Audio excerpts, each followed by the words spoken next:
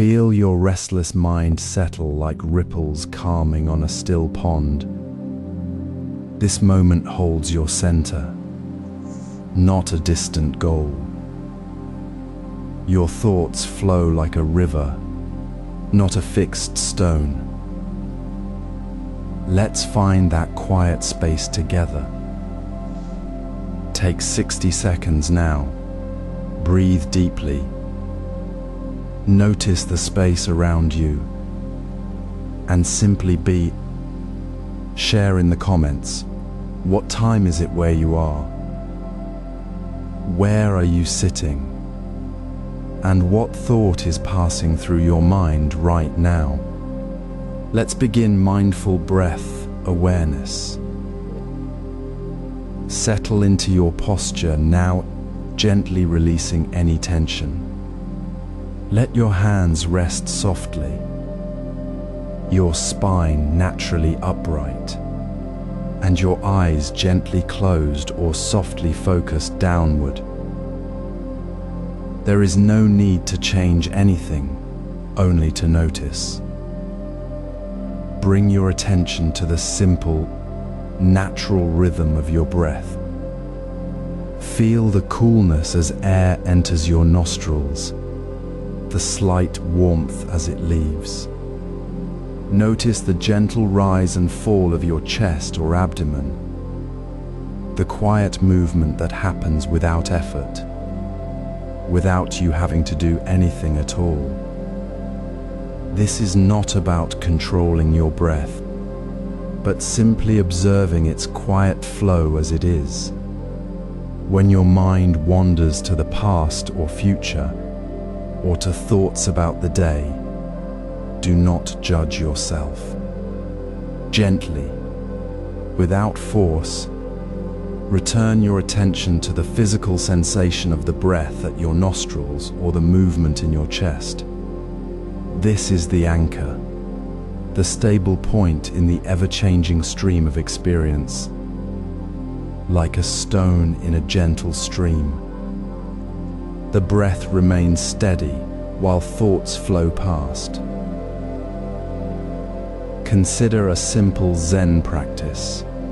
A monk sits quietly in a small, sunlit room. His breath flows in and out, natural and unaltered. He feels the cool air at his nostrils, the soft expansion of his chest. A thought arises of a task to be done later, a worry about a friend. He notices it, like a cloud passing through clear sky, and without grasping or pushing it away, he returns to the sensation of air moving through his nostrils. He does not say stop thinking, but simply notices the thought and returns to the anchor. This is not about emptying the mind, but about noticing where the mind is and gently guiding it back to the present moment, to the breath. It is a quiet act of kindness toward yourself, a return to the only place you truly are. As you practice this simple awareness, notice how the mind naturally moves. Thoughts arise, just as clouds form in the sky. The key is not to stop the clouds, but to remember the sky is always clear beneath them. When distraction pulls you away, recognize it as a natural occurrence, not a failure. The practice is not to achieve perfect focus, but to notice the wandering and return, again and again, with the same gentle patience. Each return is a small act of awakening, a reminder that you are present, here, now. The breath is always available, a constant companion in the midst of life's constant change. It requires no special effort, only the willingness to look without judgment. Feel the breath again now, just for a moment. Notice the cool air at your nostrils, the quiet movement in your body. If your mind is elsewhere, that's okay. Simply notice where it is and gently guide it back. This is not about fixing anything. It is about seeing clearly. The mind's restlessness is not your enemy. It is the very fabric of your experience. And observing it without reaction is where peace begins. You are not trying to become still. You are simply seeing that stillness is already present, like the sky beneath the clouds. As you stabilize with this simple anchor of breath, you'll begin to notice thoughts arising more clearly, like clouds in a clear sky. You'll see them as passing phenomena, not as commands or realities. This is the beginning of seeing beyond the illusion of a separate, fixed self. The mind is not yours to control, but it is yours to observe with kindness. Each return to the breath is a step toward recognizing that the observer and the observed are both part of the same flowing moment. So rest here, with the breath, and let the sky of awareness open wider. As we gently return to the present moment, notice how the natural rhythm of your breath continues to anchor you, even as thoughts begin to arise like ripples on a still pond. This is the natural flow of mind. And now we invite you to observe these ripples not as disturbances, but as part of the water itself. Simply watch thoughts move through your awareness without needing to name them good or bad, without pulling them in or pushing them away. See them for what they are, passing phenomena, not permanent truths about yourself or your world. Notice the recurring patterns that emerge, perhaps a worry about work that returns each morning, a plan for the weekend that loops in your mind, or a memory of a past conversation that surfaces unexpectedly. These patterns are not who you are.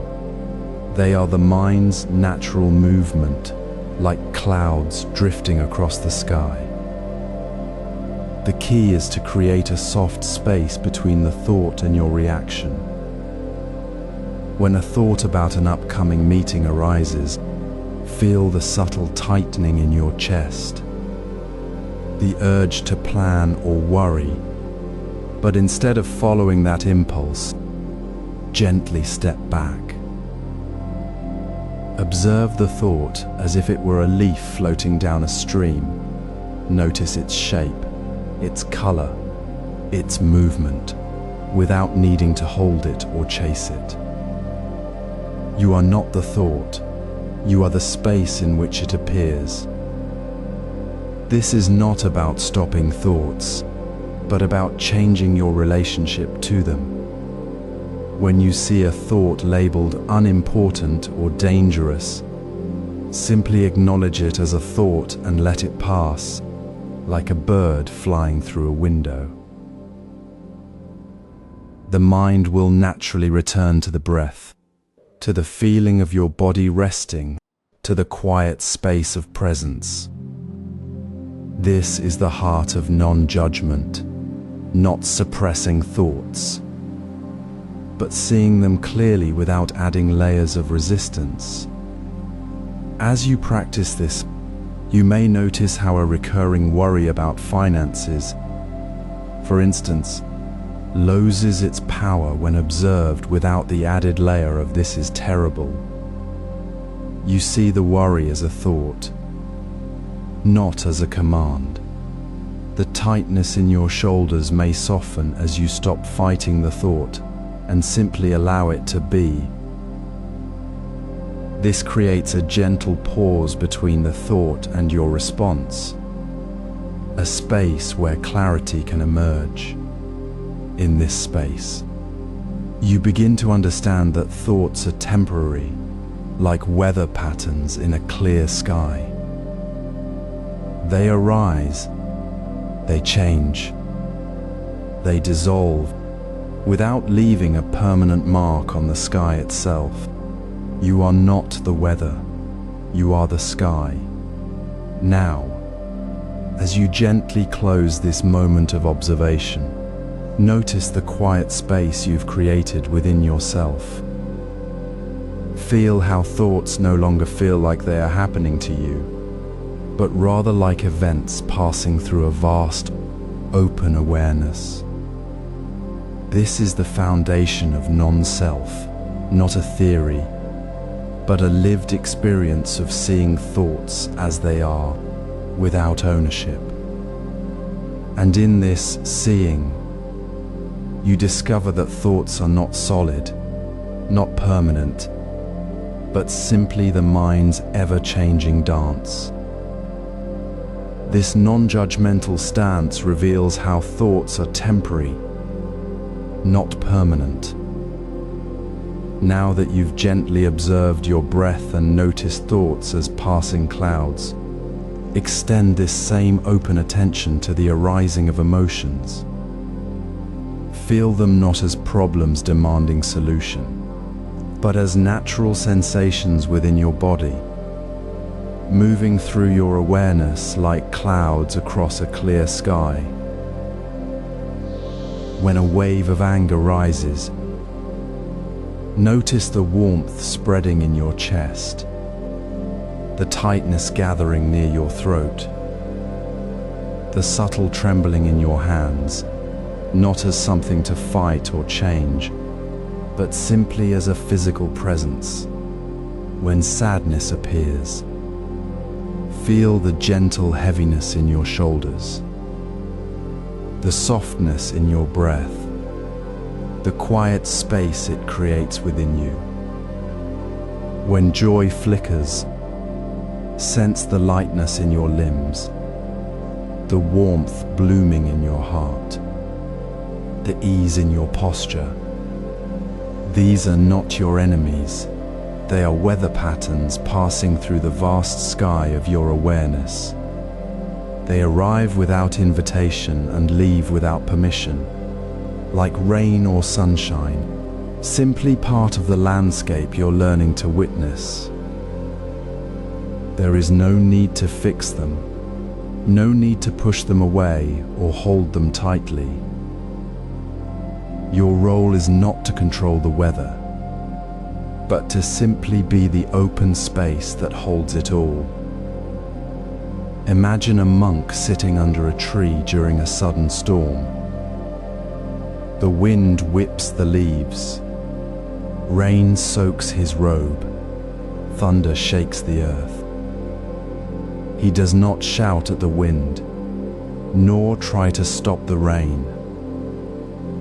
He simply sits, feeling the cool drops on his skin, hearing the drumming on the leaves, knowing the storm is part of the moment, not his enemy. His stillness does not deny the storm. It holds the storm without being shaken by it. This is the simplicity of non-judgmental awareness. It is not about emptying your mind of feeling, but about feeling deeply while remaining unshaken by the feeling itself. As you practice this, you might notice how an emotion begins as a small ripple in the body, a shift in temperature, a subtle shift in posture. It grows, perhaps, into a stronger current, but always within the spacious awareness you've cultivated. You don't need to chase it, suppress it, or cling to it. You simply allow it to be felt, fully and without resistance, knowing it will pass. The moment you resist the warmth of anger, you create a second layer of suffering, the struggle against the feeling itself. But when you meet the warmth with gentle curiosity, the feeling begins to soften, to flow through you more freely, like water finding its own path. Notice now, as you listen to these words, where in your body you might feel a sensation, perhaps a slight tightness from tension, a softness from calm, a warmth from a memory. Do not name it. Do not judge it. Simply feel it as a physical presence. Is it heavy, light, sharp, soft? Notice how it changes, even slightly, as you simply observe it. This is the heart of non-judgmental awareness. To meet each sensation with the same quiet kindness you would offer a friend feeling a momentary ache. You are not your feelings. You are the clear awareness in which they appear and dissolve. With this awareness, you'll see how emotions move through you without needing to control them. As you settle into this quiet space of awareness, notice how thoughts arise like clouds in the sky of your mind. You have observed them without judgment, seen them as temporary phenomena passing through your awareness. Now, gently turn your attention to the subtle shift that happens when a thought appears. Do you feel a slight tightening in your shoulders? A quick inward flinch? A quiet urge to push the thought away? These are automatic reactions, natural responses woven into the fabric of your experience. They are not you, but rather the mind's habitual pattern of resistance. This resistance is the seed of suffering. When a thought about a past mistake appears, your body might tense, your breath shorten, and your mind immediately begin a story of, "I shouldn't have done that." This tension, this pushing away, is what creates the feeling of being trapped, of suffering arising from the present moment. You are not observing the thought alone, you are also observing the reaction to the thought. The subtle war you wage against what is already happening. See clearly, the suffering does not come from the thought itself, but from the resistance to it. The thought is a passing cloud. The resistance is the storm you build around it. Let us observe this with a simple example. Imagine a thought arises, "I failed that presentation." Instantly, you feel a knot form in your chest. Your jaw tightens. Your mind races to correct the failure or blame yourself. This physical sensation and mental effort, the knot, the tension, the frantic thinking is the reaction. It is not the thought, it is the response to the thought. Now, see if you can soften the space around that knot. Notice the tension without adding another layer of judgment like, "I shouldn't feel this way." Simply acknowledge the sensation. Tension is here. Then, with the gentlest breath, allow the tightness to soften, not by forcing it away, but by releasing the need to change it. Feel the breath flowing more easily, the chest opening slightly. This release isn't about making the thought disappear. It is about releasing the struggle around the thought. It is the quiet recognition that the present moment, with its thoughts and sensations, is already whole and complete as it is. This is the practice, to notice the automatic reaction. See how it creates suffering, and then gently, without force, release the need to alter what is happening right now. It is not about suppressing the reaction. It is about seeing it clearly and stepping out of the struggle. When you notice the tension, instead of thinking, "I must get rid of this feeling," you simply breathe into the space of the tension, allowing it to be present without resistance. The feeling may still be there, but the suffering of resistance dissolves. The mind becomes spacious, like a clear sky holding clouds without needing to change them. You are no longer fighting the weather. You are simply aware of it within the vast openness. This gentle release is not a technique to master. It is simply the natural unfolding when you stop fighting the present moment. It is the quiet shift from "this is wrong" to "this is what is." As you practice observing reactions without resistance, you begin to see the subtle ways the mind grasps and pushes away, and you discover a deeper peace within the flow of experience itself. Now we'll explore the constant chatter of the ego that fuels these reactions. Dear friend, as you settle into this quiet moment, notice how the mind naturally creates a story about itself. It whispers "I should" when things feel difficult, or declares "I can't" when faced with challenge.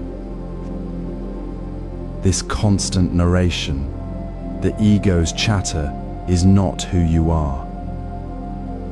It is simply a pattern of thought arising within your awareness, like clouds passing through an open sky. The key is not to stop the thoughts, but to see them clearly as separate from your core awareness.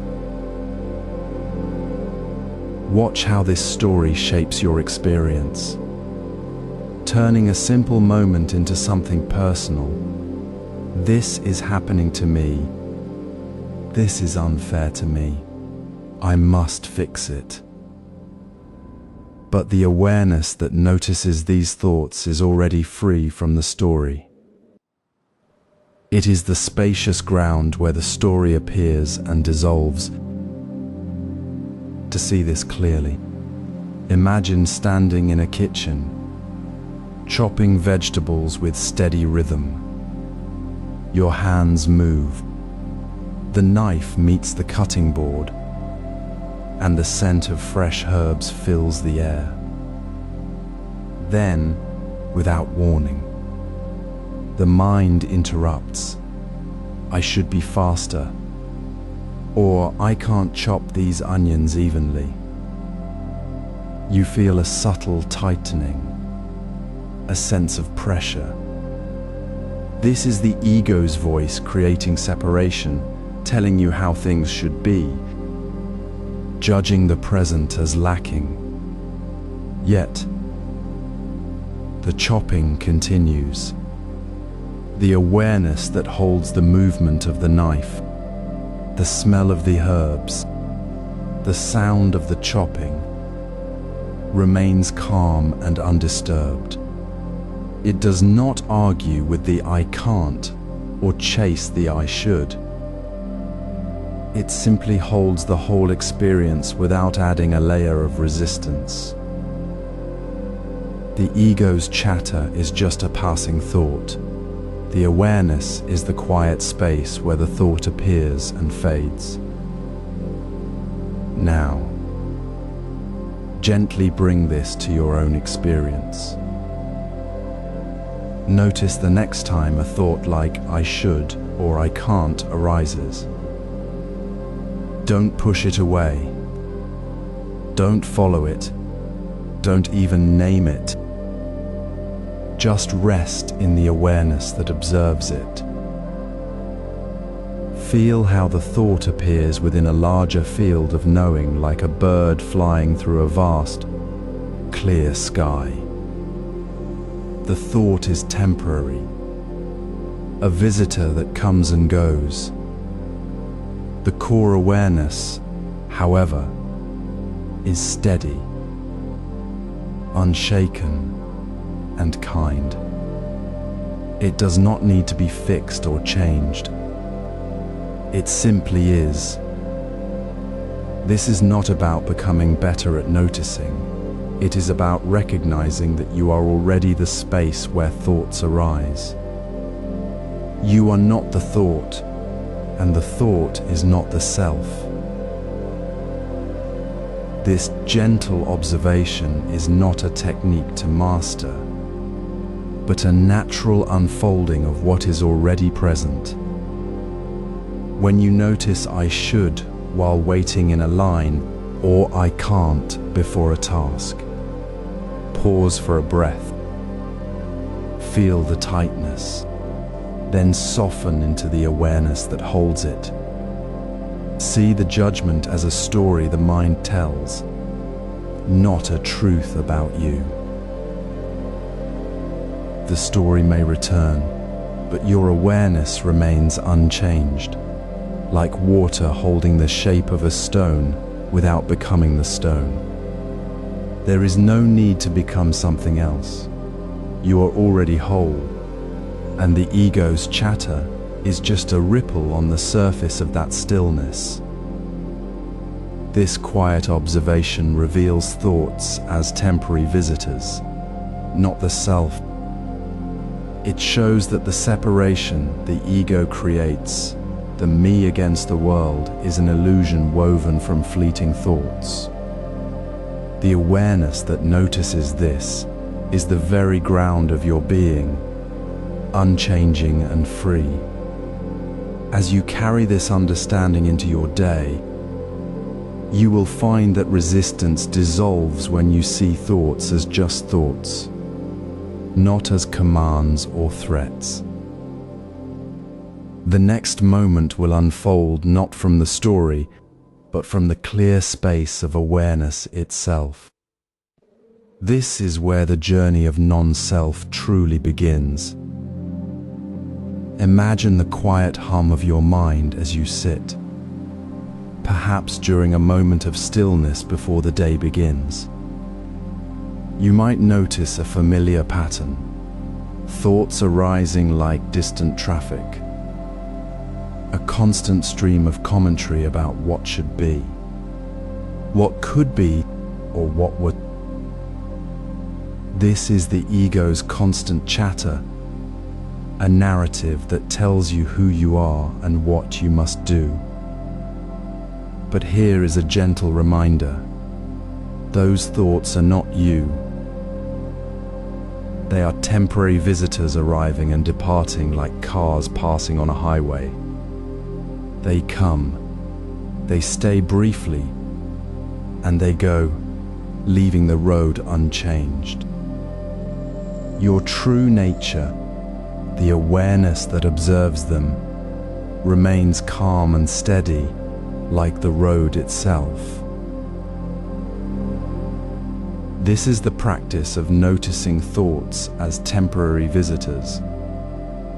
When a thought about an upcoming task or a past regret appears, do not chase it or argue with it. Simply observe its arrival with a soft curiosity, as if watching a car drive by your window. Notice how it settles for a moment, perhaps carrying a small weight or urgency, and then dissolves into the space around it. In that space, between one thought and the next, there is a quiet, spacious awareness. It is not empty, but it is clear, calm, and always present. This awareness is your natural state, untouched by the passing thoughts. There is no need to engage, to judge, or to hold on to the visitor. You are not the thought. You are the stillness that holds the thought. Consider the ancient Zen story of the monk by the river.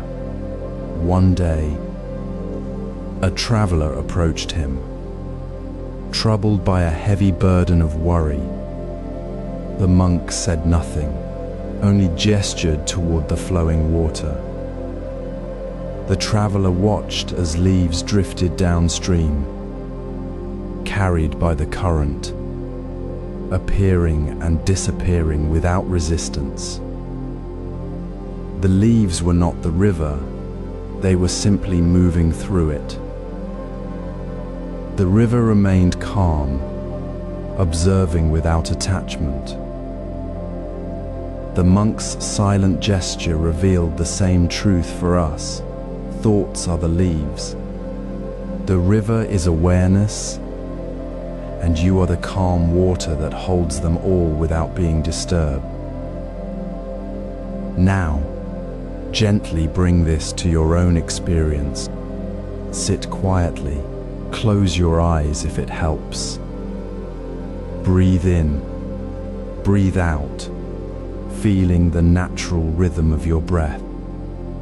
When a thought arises, notice its shape, its color, its feeling, without naming it or following its path. See it arrive, see it linger a moment, see it leave.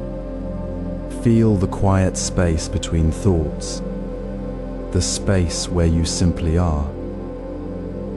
This space is not empty. It is full of gentle, clear awareness. You do not need to fix the thought, understand it, or push it away. Simply rest in the observation. The more you practice this, the more you realize the thought was never yours to own. It was merely a visitor passing through the doorway of your awareness. This simple act of watching without engagement is where true release begins. It is not about stopping thoughts, but about seeing them for what they are, temporary, passing phenomena. As you observe them as visitors, the tight grip of labels like "I am anxious" or "I am incapable" starts to loosen. You begin to see that these labels are just more thoughts, more visitors, not the core of your being.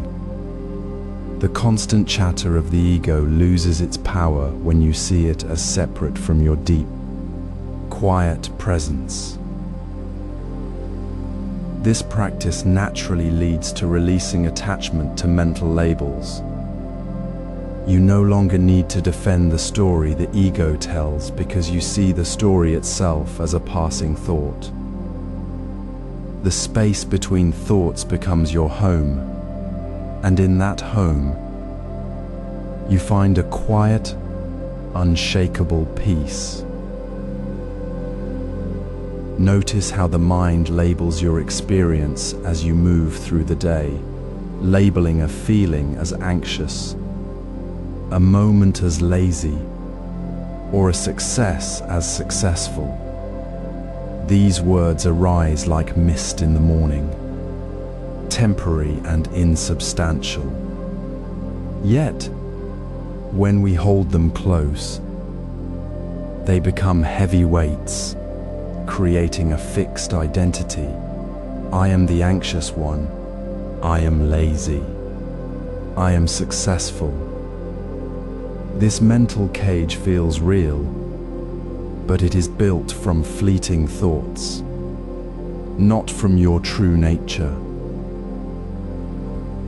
The mind creates these labels to make sense of the world, to categorize and control, but in doing so, it separates you from the present moment. It builds a wall between me and this experience, forgetting that awareness is always here, open and unchanging, while the labels are just passing weather. Consider the old Zen story of the monk walking beside a swift river.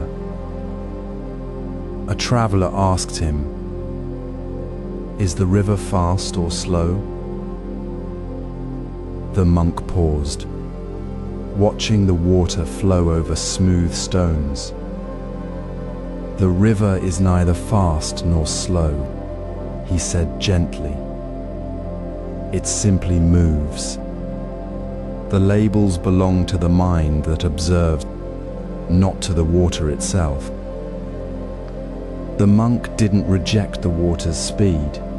He saw it without clinging to the idea of fast. He didn't become the river, nor did he deny its movement. He simply observed the flow. In the same way, when you notice the label anxious arising, see it as the river's surface, ripples on the calm water of awareness, not the water itself. You don't need to fight the label or believe it. You simply let it be seen, without adding, "This is who I am." Now, in your next quiet moment, gently observe the labels that appear. When lazy surfaces as you sit at your desk, notice the thought without pulling it close. See how it creates a small story. "I never get things done." Then, softly release it. Don't say, "I shouldn't feel lazy," that only tightens the knot. Instead, breathe and return to the feeling in your body, the weight in your chest, the rhythm of your breath. The label dissolves when you stop holding it. It is not that the thought disappears, it is that you stop making it your identity. You release it with kindness, as you might release a leaf floating on a pond. There is no need to judge the leaf for being on the water. You simply let it go, and the water remains clear. This gentle release is not about becoming empty or erasing thoughts. It is about recognizing that the thought anxious is not the whole of you. It is a passing cloud, not the sky. When you stop identifying with the label, the fixed identity of anxious me loosens. The mind, no longer burdened by its own stories, begins to rest. The awareness that was always there, calm, open, spacious, becomes more apparent. It is not that you become something new, it is that you stop seeing yourself as something separate, something defined by the temporary labels. You simply return to the clear, unbroken space where thoughts arise and pass, like clouds moving across the vast, open sky. With this release, you'll experience thoughts as clouds passing through clear sky. Observe your mind with quiet attention as you sit now. Notice the constant flow of thoughts, the gentle hum of the inner voice that names and judges, labels and narrates. This chatter is not you. It is the wind stirring the surface of a deep, still lake. Today we explore how to see this mental activity clearly, without getting caught in its current. Imagine your awareness as the vast, open sky. It is always there, clear and undisturbed. Thoughts arise like clouds in that sky, sometimes dark and heavy, sometimes light and fleeting. They form, they gather, they drift across the expanse of your awareness, and then they dissolve, leaving the sky unchanged, as clear as before. The sky does not become the cloud, nor does it resist the cloud. It simply holds the cloud as it passes, without alteration or loss. Your awareness, this deep, quiet presence, remains utterly unchanged by the passing thought. The cloud of worry about tomorrow, the cloud of a remembered word, the cloud of a sudden plan, they all appear within the boundless space of your being, yet they do not touch the essence of that space. They are temporary formations, like ripples on water, not the water itself. You are not the ripple, you are the still water beneath it. This is not about stopping thoughts, for that only creates more struggle. It is simply about recognizing the nature of the sky. When a thought arises, notice it as a cloud passing through the sky of your awareness.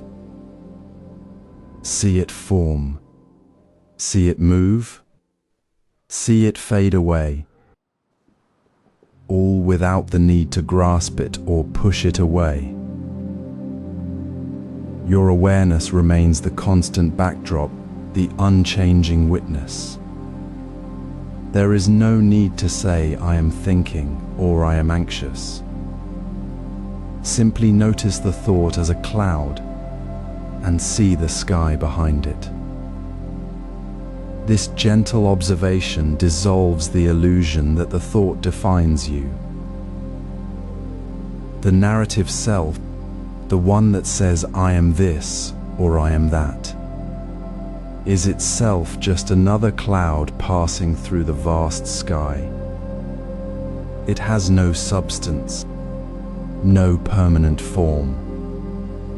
When you see thoughts as clouds, you realize the separation you felt was never real. The separation was the cloud thinking it was the sky. Now, notice how this awareness feels.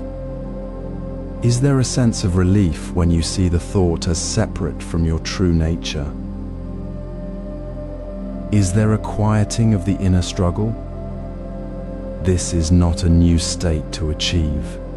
It is simply seeing what has always been true. Your awareness has never been disturbed, even when clouds of thought gathered.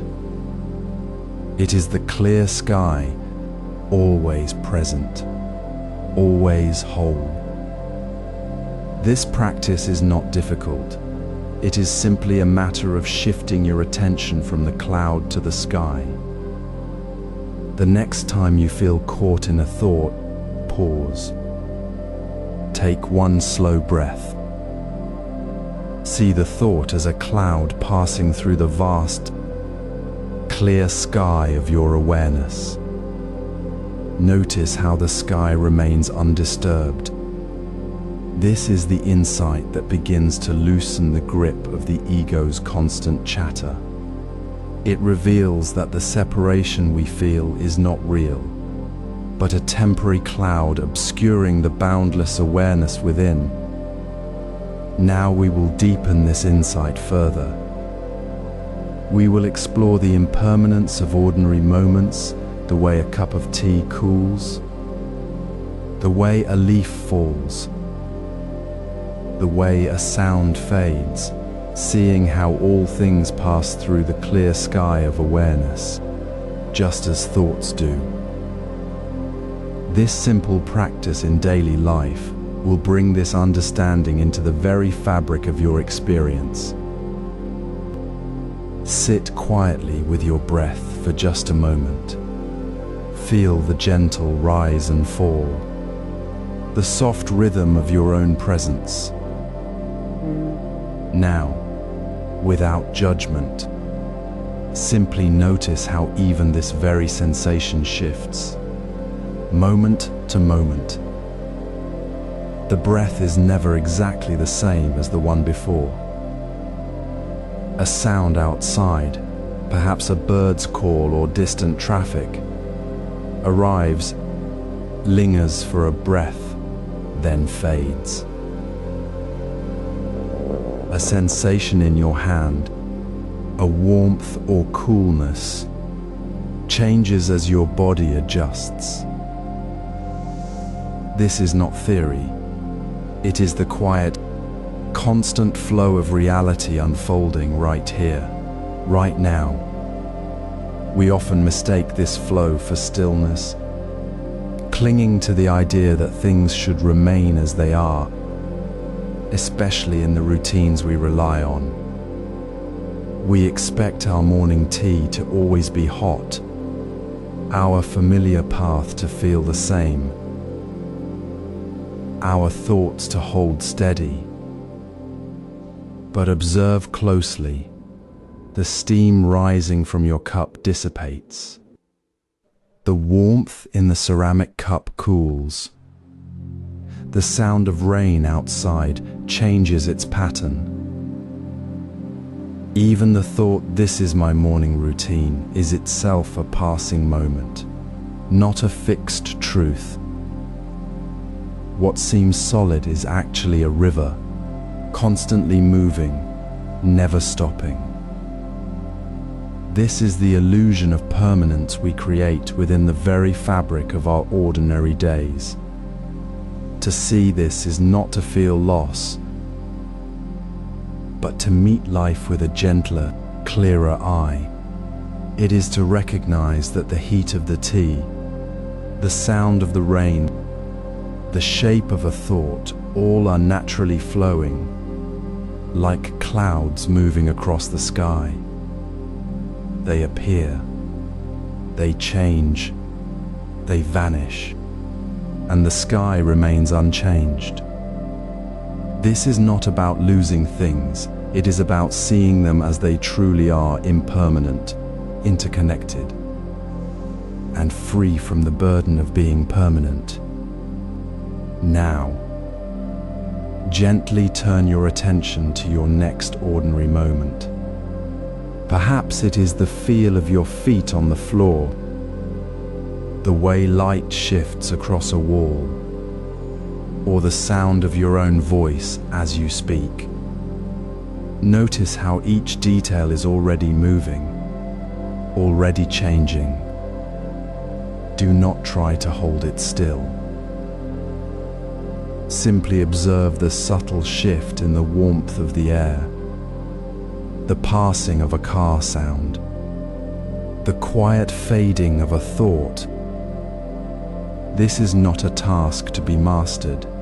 It is an invitation to be present with the natural flow. See how the routine of your day is not a fixed path, but a series of moments, each one unique, each one passing. In this noticing, the illusion of permanence dissolves. You begin to see that the idea of a fixed self, or a fixed life, is itself a temporary ripple on the surface of awareness, not the deep, unchanging water beneath. You see thoughts, feelings, and sensations as they are, temporary, arising and passing, like ripples on a pond. This gentle awareness, this soft seeing of change in the ordinary, makes it easier to let go of fixed ideas about yourself and life. It is the quiet step from clinging to the river's flow, finding peace not in stopping the current, but in knowing the water is always moving, always free. Notice how the mind often clings to fixed ideas about how things should be, how a cup of tea should stay hot, how a conversation should unfold, how life itself should follow a particular path. These expectations arise softly, almost unnoticed, like roots growing beneath the surface of daily life. Yet they carry a subtle weight, a quiet resistance to the natural flow of moments. When reality shifts, when the tea cools too fast, when a plan changes, when the world feels different, we feel a pang of discomfort, a sense of things being wrong.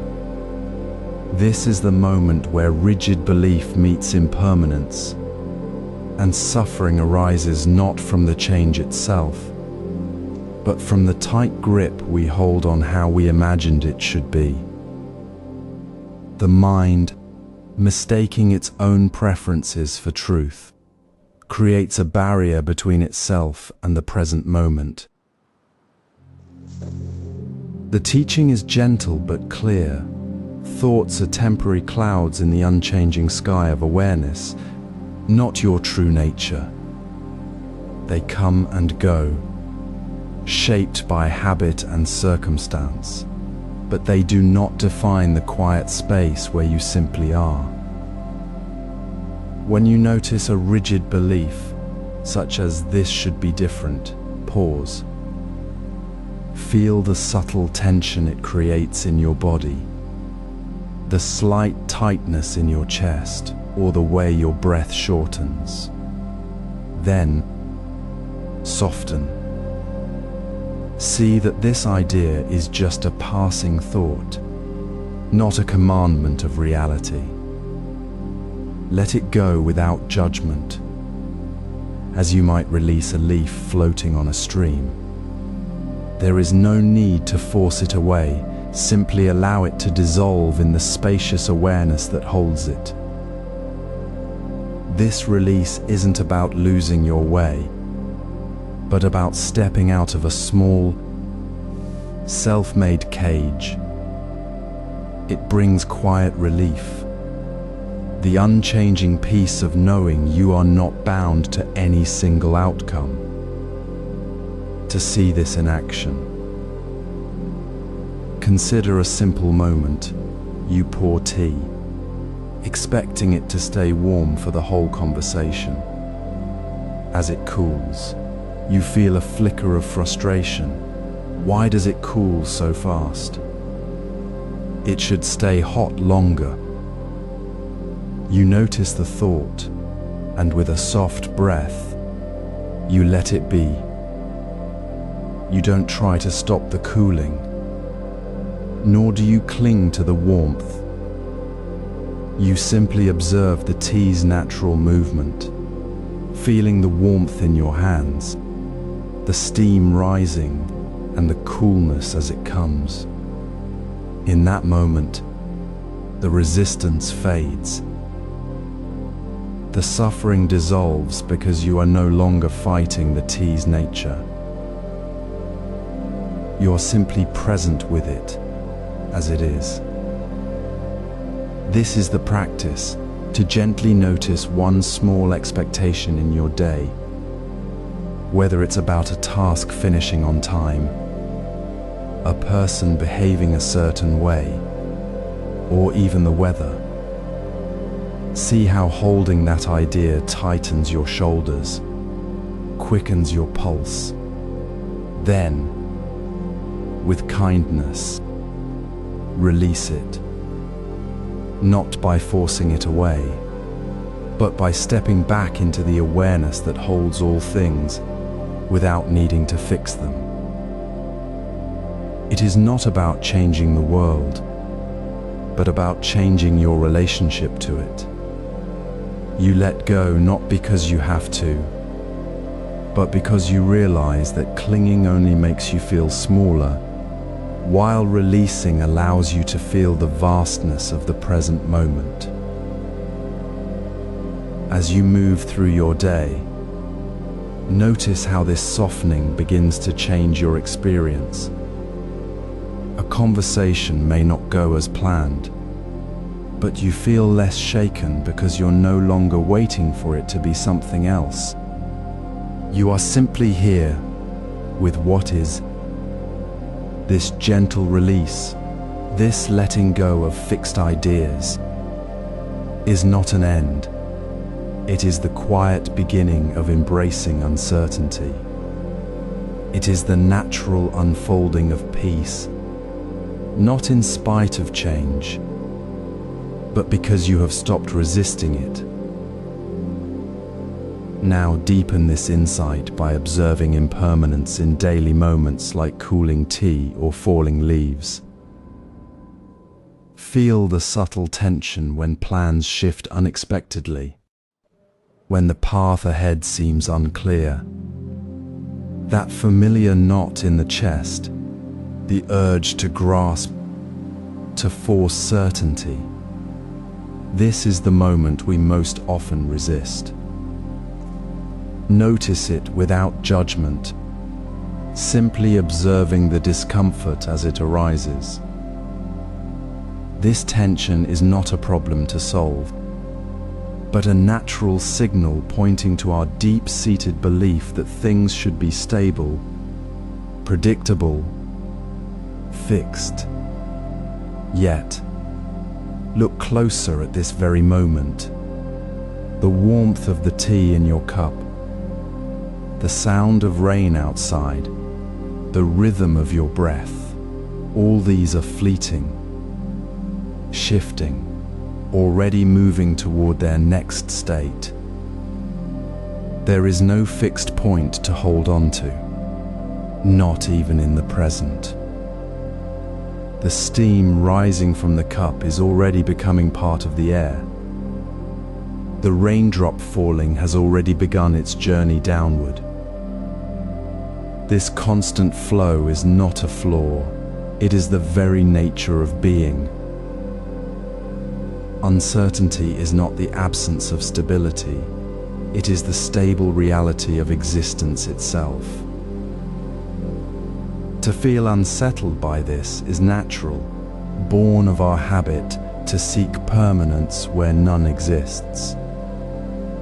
But what if we stopped fighting this flow? What if we simply rested in the unknown, as the river rests in the current? Not with effort, not with trying to control the water, but with the quiet acceptance that the river moves, and so must we. This is not passivity, it is a deep, gentle engagement with what is. Try it now in this ordinary moment. Feel the sensation of your feet on the floor, the air touching your skin. Notice the thought arising, I need to know what happens next. Gently acknowledge that thought, then return to the physical sensation, the weight of your body, the sound of silence. Breathe into the space of not knowing. Feel how the tightness softens when you stop resisting the simple fact that this moment is changing, always changing. The cup remains warm for a few more seconds, then cools. The rain may stop, or it may continue. The mind will seek a fixed point, but the body knows the truth. There is no fixed point to find. Resting in the unknown means releasing the need to pin down the present moment. It means letting the river carry you without clinging to the banks. This is not about becoming calm in the face of chaos. It is about seeing that chaos is simply the natural movement of life. The discomfort we feel is the echo of our old story. The story that says we must be in control. But the story is just that, a story. The reality is the warm cup, the falling rain, the breath moving in and out, all existing exactly as they are, without needing to be otherwise. When you notice the urge to control the moment, pause. Feel the breath.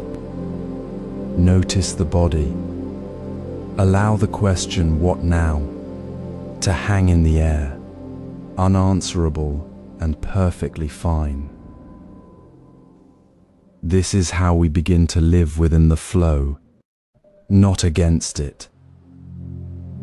This practice reveals how acceptance is possible without resistance. As you settle into this moment, notice the subtle shift that happens when you gently pause your inner commentary. It's easy to miss this quiet resistance we carry toward the very experience of being here. Perhaps you're waiting for a bus, and a thought arises. This is taking too long. Or you're sipping tea, and the mind immediately labels it as too hot or too cold. This resistance isn't always loud. It's often a faint, persistent hum beneath the surface, a quiet tug against the current of what is.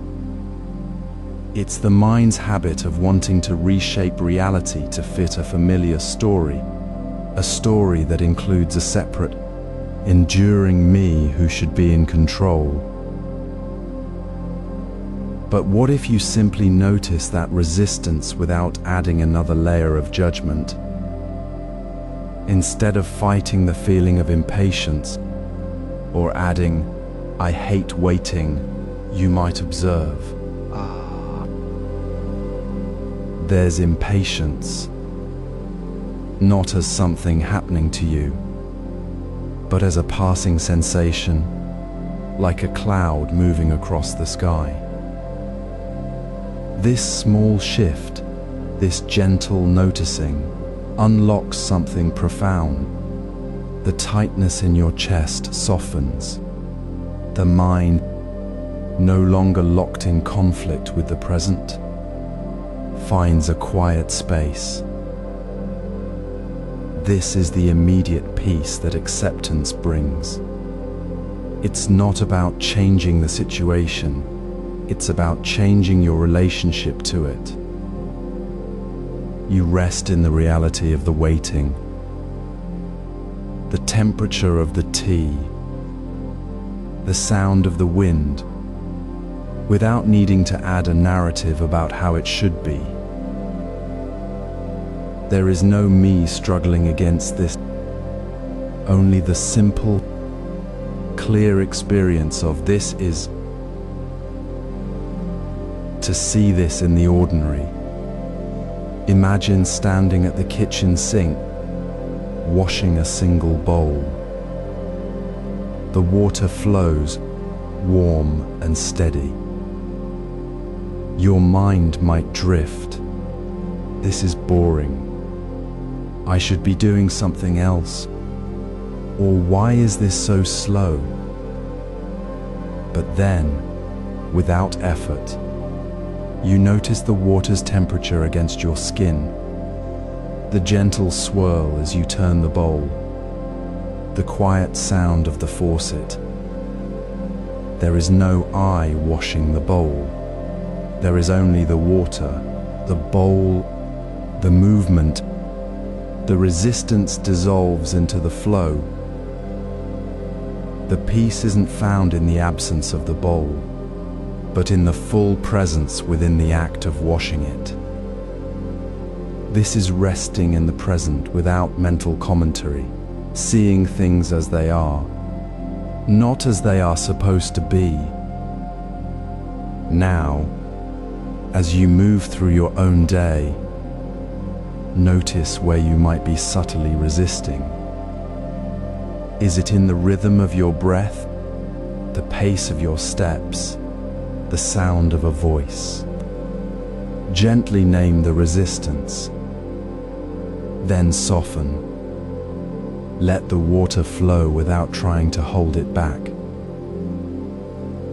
See how the space opens, how the tension releases simply by seeing clearly. This is the practice of accepting things as they are, not as a philosophical idea, but as the immediate, embodied experience of peace arising when the mind stops fighting what is. Now we'll explore how to observe reactions without the me narrative. Close your eyes for a moment. Feel the quiet space around you. Now, gently turn your attention to the sounds that are already present, not to identify them, not to name them as rain or traffic or distant music, but simply to hear the sound itself as it arises. Listen to the soft hum of the air conditioning, the distant rustle of leaves, the faint creak of the building settling. Notice how each sound appears clear and distinct, and then naturally fades away, making space for the next. There is no need to hold on to it, no need to chase it, no need to decide if it is pleasant or unpleasant. It simply is, here and now, in the field of hearing. This is the practice of mindful listening. It is not about hearing what is making the sound, but about hearing the sound itself, without the interference of the story we usually add. We do not hear the sound of the wind or that annoying car. We simply hear the sound as it exists in its pure, unfiltered moment. The mind often jumps in with me. I hear the wind. I dislike that noise. But in this practice, we soften that filter. We notice the sound arising, not through the lens of me, but as a direct experience within the listening itself. The sound is not happening to a separate observer. It is happening as the listening. There is no me standing apart, receiving the sound. There is only the sound and the awareness that is hearing it, both arising together in the present moment.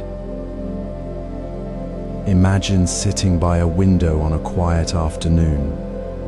Rain begins to fall. Instead of thinking it's raining, or I like the sound of rain, or this will make the grass grow, simply rest in the sound. Hear the soft pattering on the roof, the gentle drip from the eaves.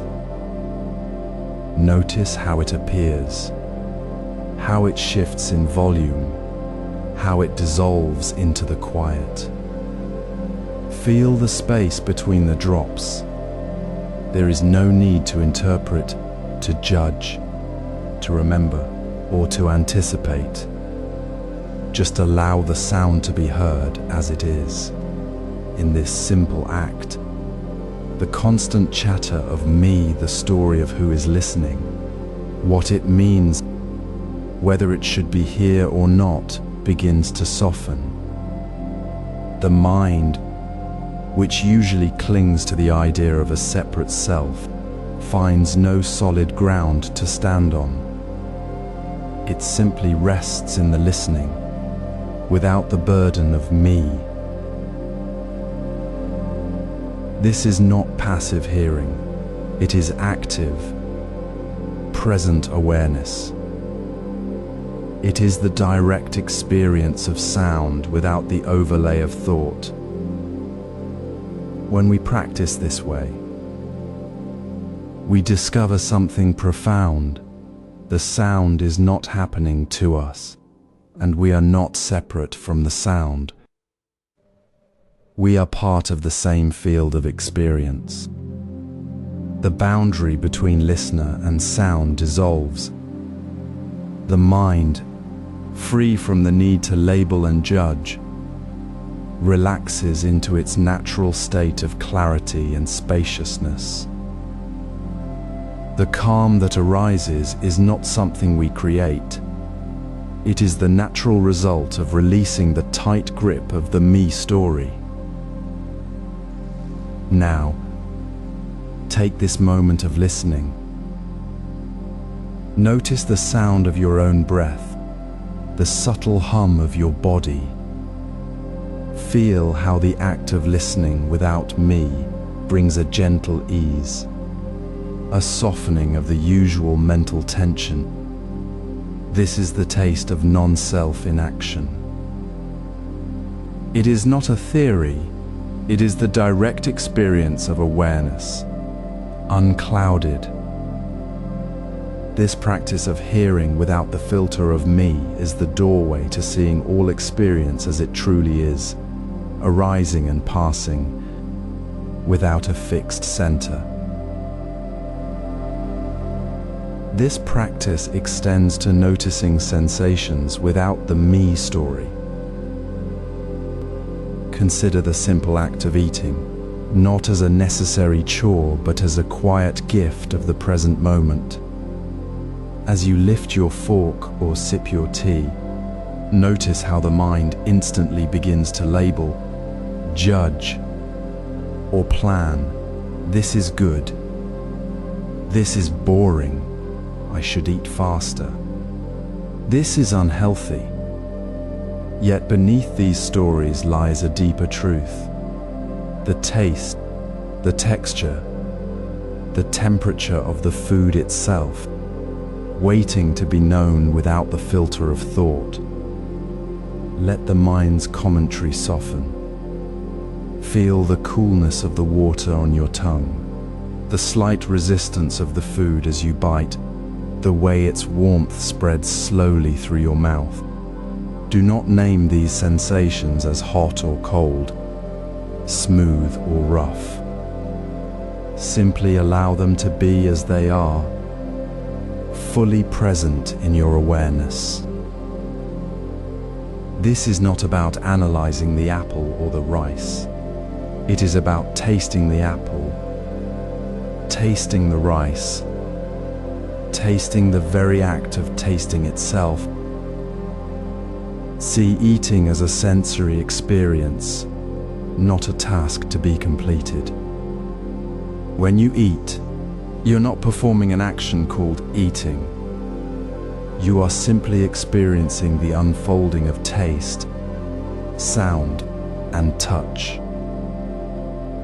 The story of I'm eating dissolves when you notice how the mind creates a separate self to observe the meal. Release that story. Let go of the need to be the one who is eating, the one who is enjoying, the one who is finishing. There is only the sensation of the food meeting your tongue, the gentle movement of your jaw, the quiet awareness holding it all. In this release, there is no one to be present. There is only presence itself, spacious and unhurried. It is a profound simplicity. The taste is here. The texture is here. The warmth is here, and you are here, not as a separate observer, but as the very awareness experiencing it. Try this now. With your next bite, notice the first touch of food on your palate. Feel its temperature shift from cool to warm as it sits on your tongue.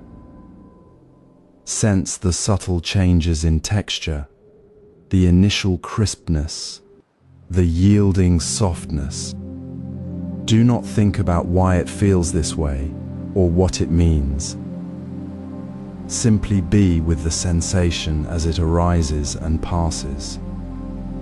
If a thought like, "I should eat more slowly," or "this isn't very tasty" appears, gently let it go. It is not wrong to have the thought, it is simply the mind's habit. Return to the taste, the texture, the temperature. This is how presence is woven into the fabric of ordinary life.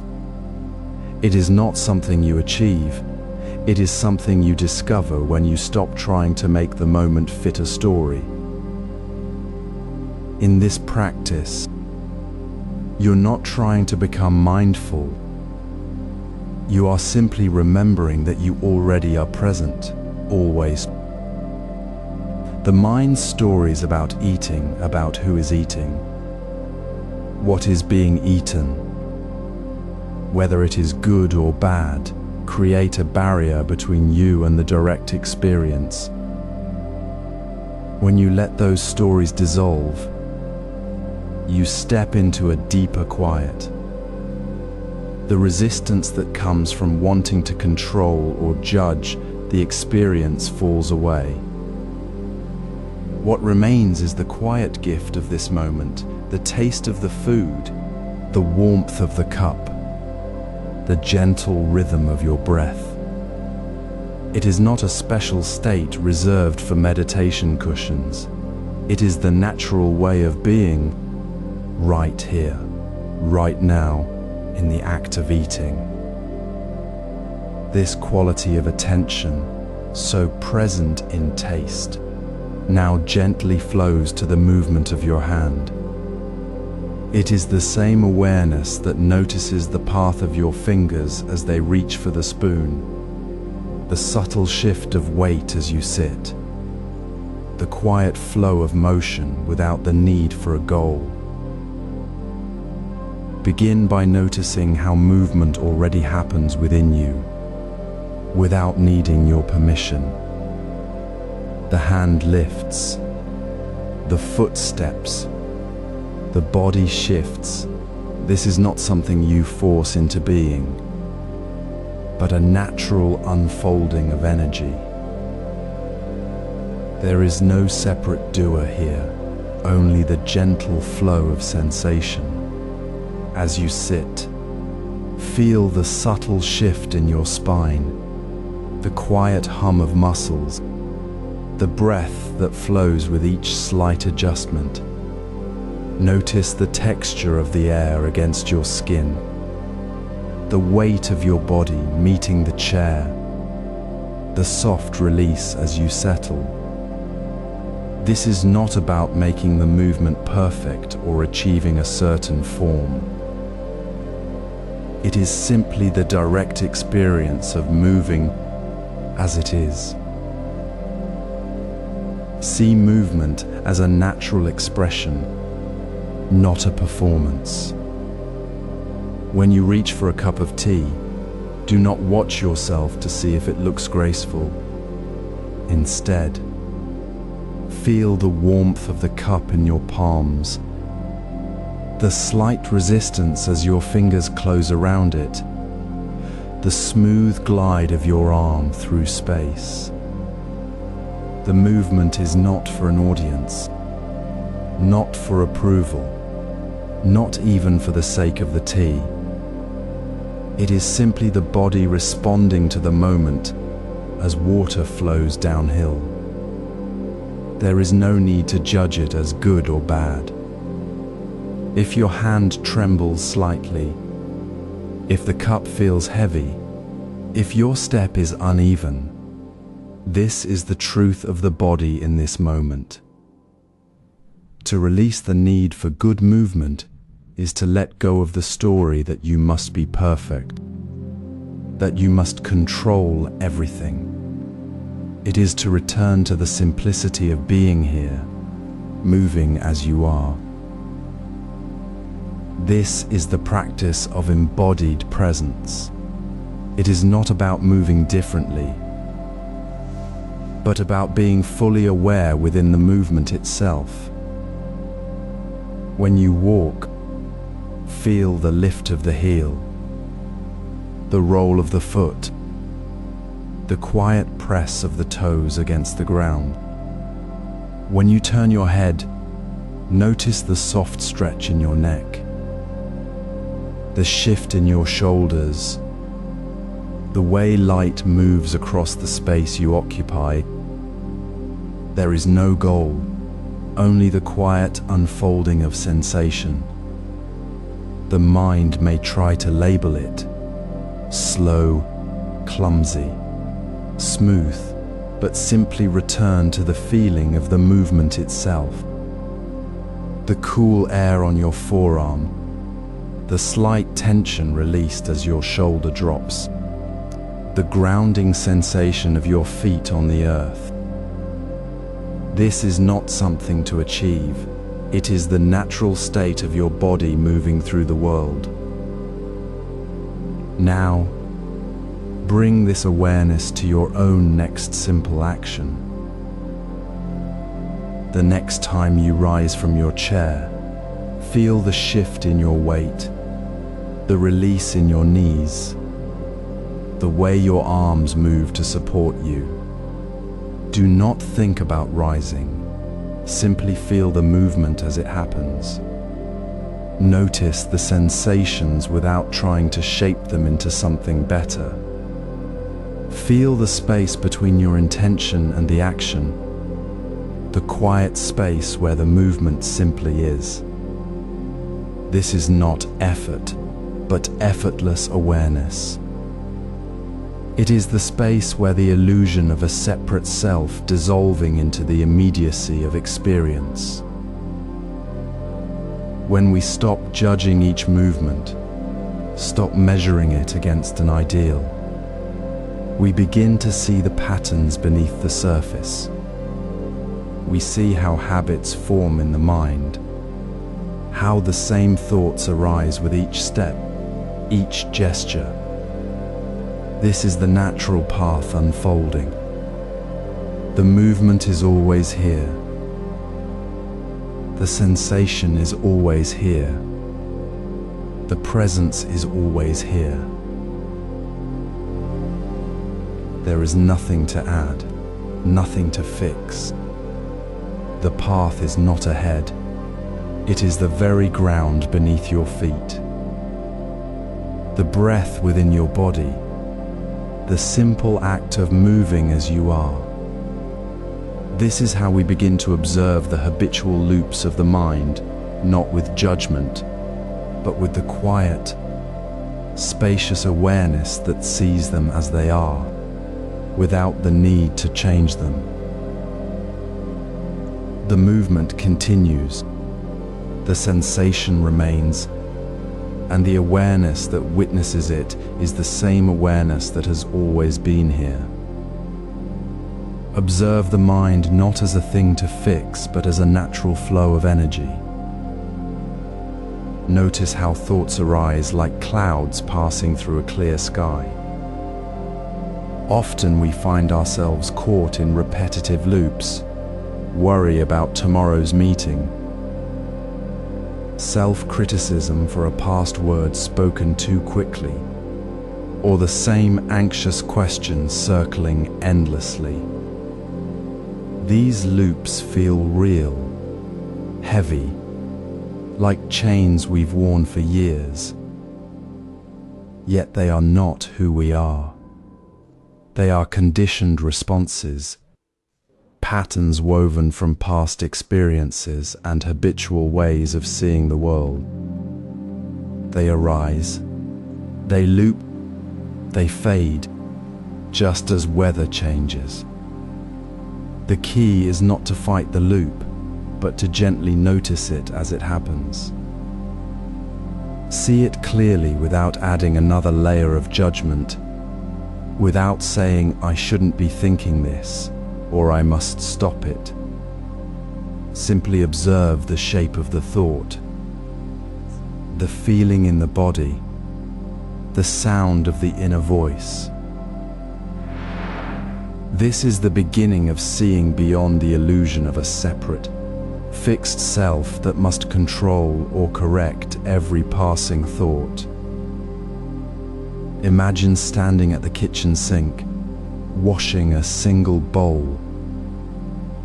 The warm water flows over your fingers, the soft clink of ceramic, the scent of lemon soap. Now, notice a familiar loop begin. You're not doing this well enough. You're wasting time. You should be doing something else. Feel the familiar tightening in the shoulders, the slight frown. This is the loop. Instead of diving into the thought to argue with it or try to push it away, pause, breathe. Feel the water on your skin. Notice the loop itself as a pattern emerging in your awareness, like a ripple on the surface of the water.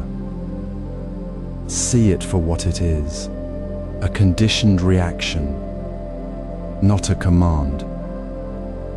It is not your fault, nor is it your identity. It simply arises, and as you observe it without engaging, without feeding it with more thought or feeling, you create a space. The loop doesn't vanish instantly, but its grip loosens. You are no longer swept away by the current. You are the calm water holding the current. The washing continues. The awareness remains clear. The loop is noticed, not owned. The body feels the water.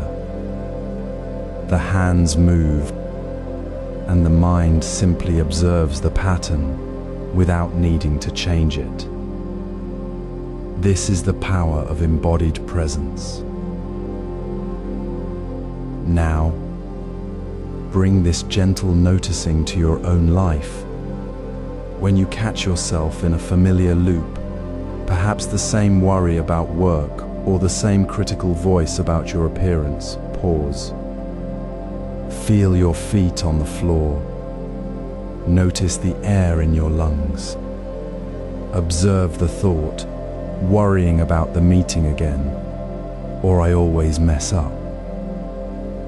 See it as a passing event in the field of awareness, not a truth about you. Don't chase the thought away. Let it be there as you simply feel the sensation of the loop in your body. Feel the tension. Let the breath soften it. The loop will often quiet itself when you stop feeding it with resistance.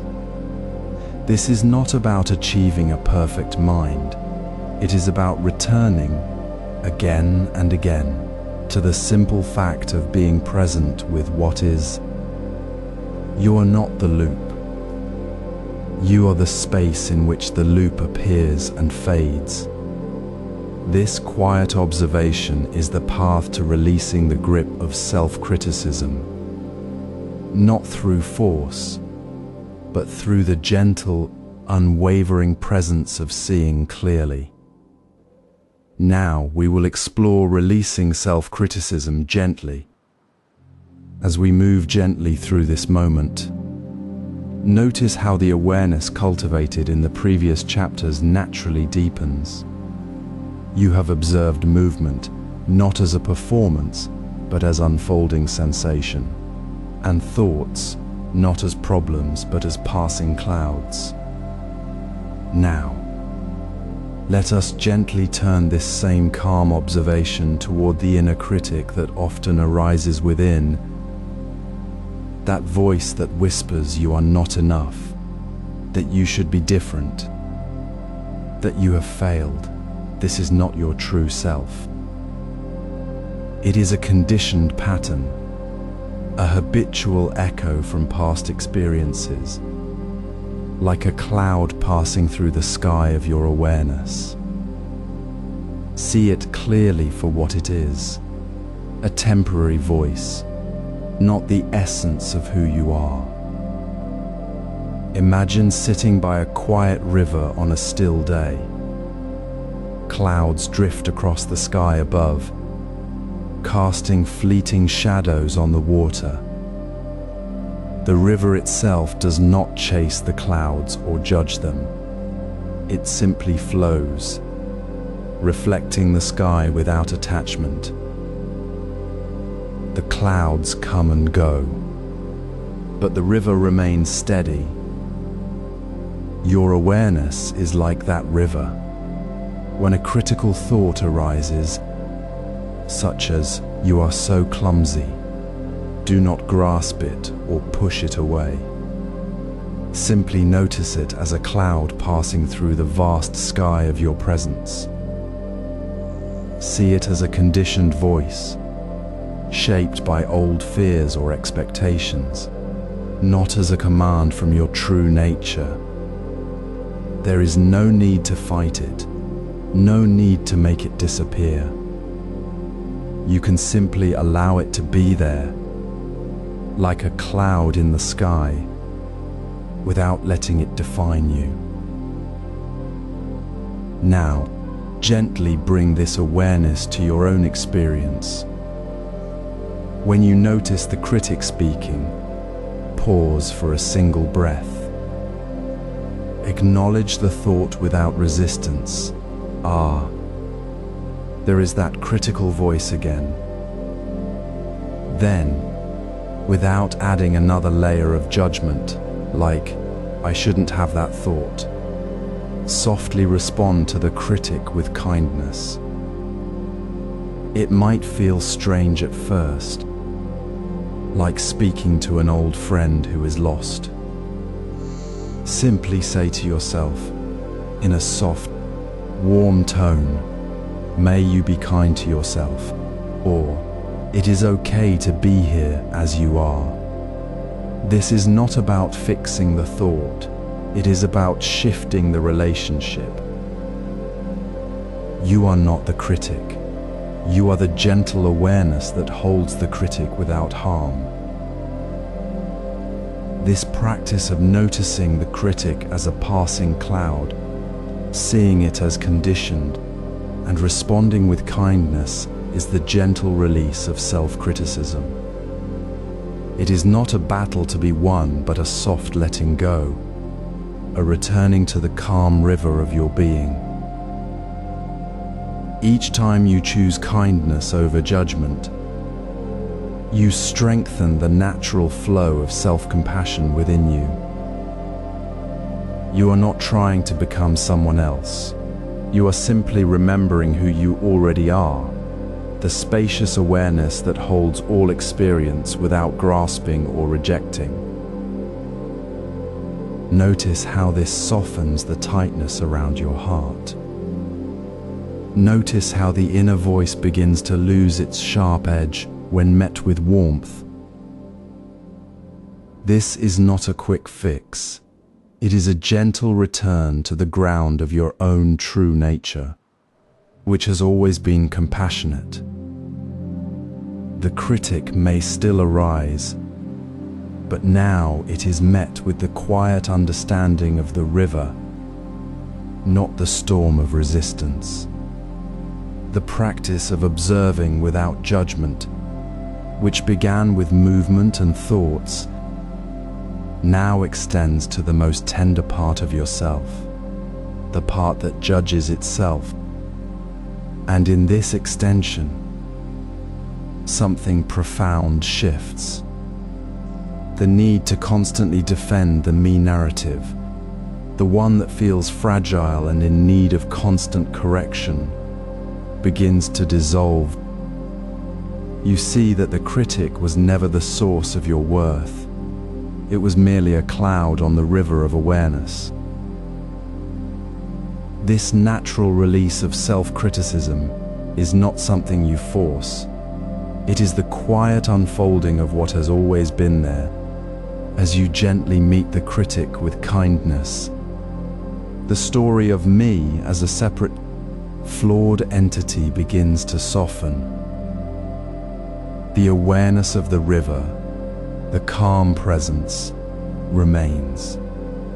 And in that remaining, the me narrative, which demanded so much from you, simply drops away. This is the gentle path to dropping the me narrative. As the softness from last chapter lingers, a gentle shift occurs within the awareness, the inner critic. Once a loud and persistent voice, now reveals itself as a passing thought pattern, no longer a fixed truth. Notice how the I story arises naturally within the mind, perhaps when you think I'm not good enough or I always mess up. This me narrative appears spontaneously, like a cloud forming in the sky of awareness. It is not you, but a temporary story you're telling yourself. See clearly how this story creates separation. It builds a wall between you and the present moment, between me and the world, making reality feel distant and separate. The mind then clings to this story, believing it must be fixed, corrected, or silenced. Yet the path forward lies not in fixing the story, but in releasing it entirely, without needing to change anything. There is no need to argue with the thought, to push it away, or to replace it with a better one. Simply observe the I arising, see the separation it creates, and let it dissolve like mist in the morning sun, without resistance or effort. This is not about becoming someone else. It is about recognizing that the me is merely a story, not the essence of who you are. Imagine holding a clear glass of water. When the water is still, it reflects the sky perfectly. Now imagine adding salt to the water. The reflection becomes distorted, murky. The me story is like that salt. It distorts the clear reflection of reality, making the sky appear broken or dark. You don't need to remove the salt. You simply stop adding more. You recognize the salt is there, but you don't believe the distorted reflection is true. You see the water is still clear beneath the salt. Similarly, the mind is always clear beneath the temporary stories of me. When frustration arises, pause. Notice the I story forming. I am failing. See how it separates you from the moment of trying. Then, without needing to fix it, gently release the story. Breathe. Feel the space where the story was. Notice how the separation fades and reality. This moment of breath, this quiet room, returns, clear and undisturbed. This is the practice of dropping the me narrative. It is not about achieving a perfect state, but about resting in the natural clarity that exists when the story is no longer believed. The tightness you felt, it was the story holding you. When the story releases, the tightness melts away, revealing the soft openness of awareness itself. Next time you feel the sting of self-judgment, pause. Let the I story arise without resistance. See it as a thought, not a fact. Notice the separation it creates, the feeling of being apart from the peace of the present. Then, release it. Not by forcing calm, but by simply noticing the story's shape and letting it flow like a leaf on a stream. You do not need to fix the me story. You only need to stop believing it. In this gentle release, the mind settles into its own natural clarity. This reveals the clear mind observing without bias. As we settle into the quiet space between thoughts, notice how the softening we cultivated in the previous moments naturally unfolds. The tightness dissolving. The inner critic no longer holding its grip. This isn't about forcing calm, but recognizing the spaciousness already present. This is where the clear mind observing without bias begins. It is not a place we reach, but the natural state we rest in when we stop adding layers of judgment to what simply is. Imagine sitting by a still pond. A single leaf drifts down, landing gently on the water's surface. You observe it, its shape, the way light catches its edge, the slow circle it makes as it settles. There is no thought saying, "How beautiful," or "How insignificant." No judgment coloring the sight. You simply see the leaf as it is, part of the whole scene. This is the field of pure awareness. Thoughts arise like the leaf falling, but they are not the water itself. They are transient ripples on the surface of a deep, still pond. The pond does not judge the ripples, it simply holds them as part of its nature. This is the key shift. We often mistake our thoughts, especially the critical ones, for reality itself. We see a thought like "I failed" and instantly feel the weight of that truth, as if the thought were a solid fact. But in clear observation, we see that thought as a passing cloud in the vast sky of awareness. We notice the thought arising, but we don't let it become the lens through which we view ourselves.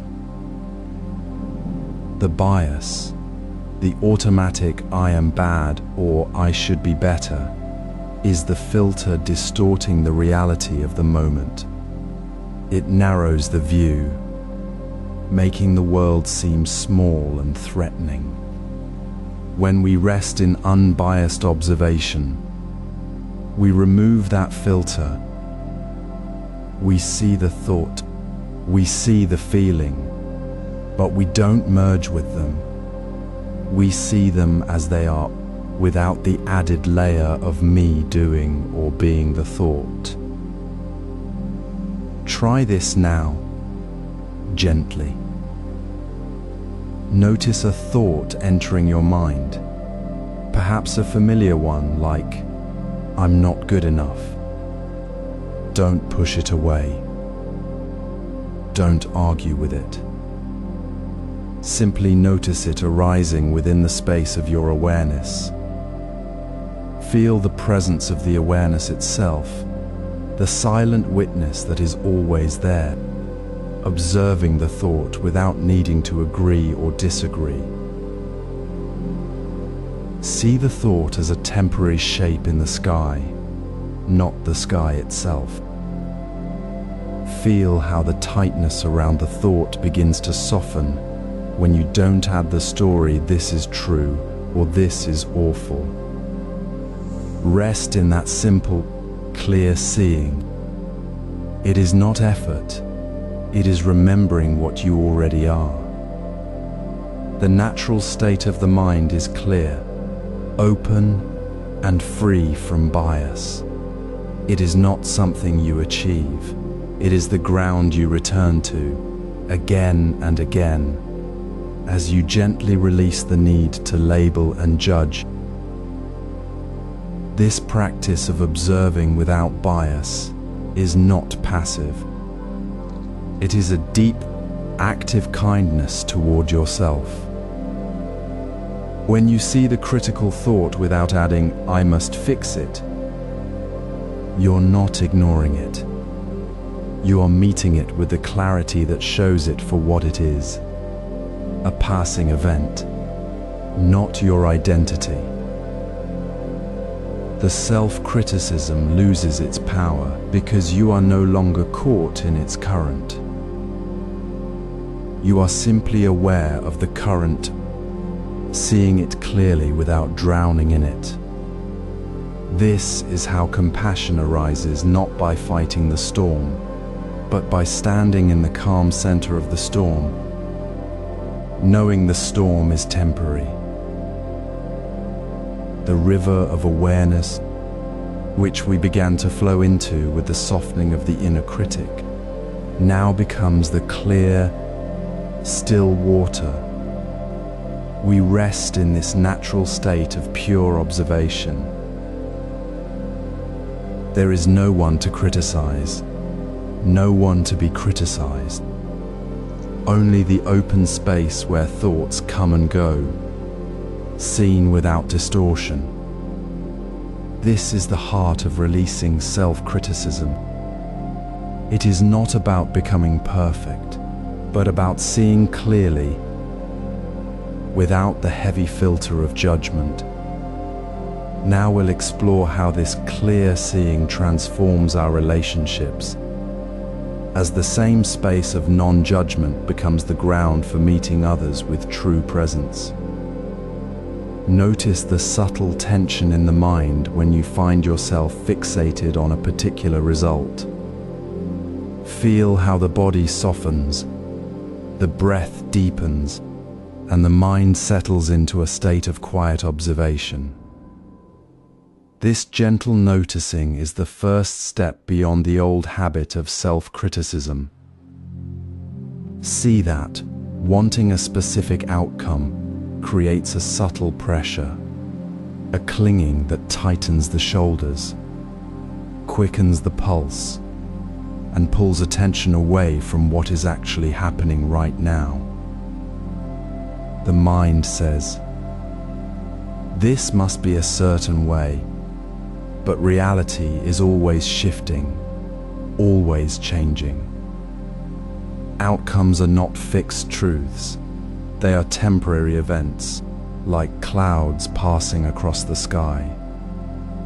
They arise, they change, and they pass away, just as all things do.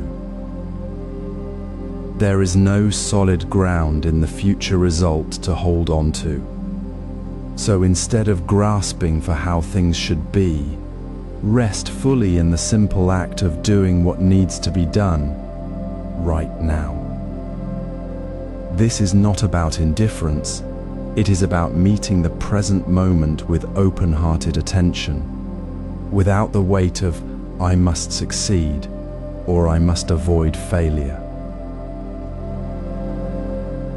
Imagine a potter shaping clay on a wheel. The potter works with the clay, feeling its texture, responding to its movement, and letting the form emerge naturally.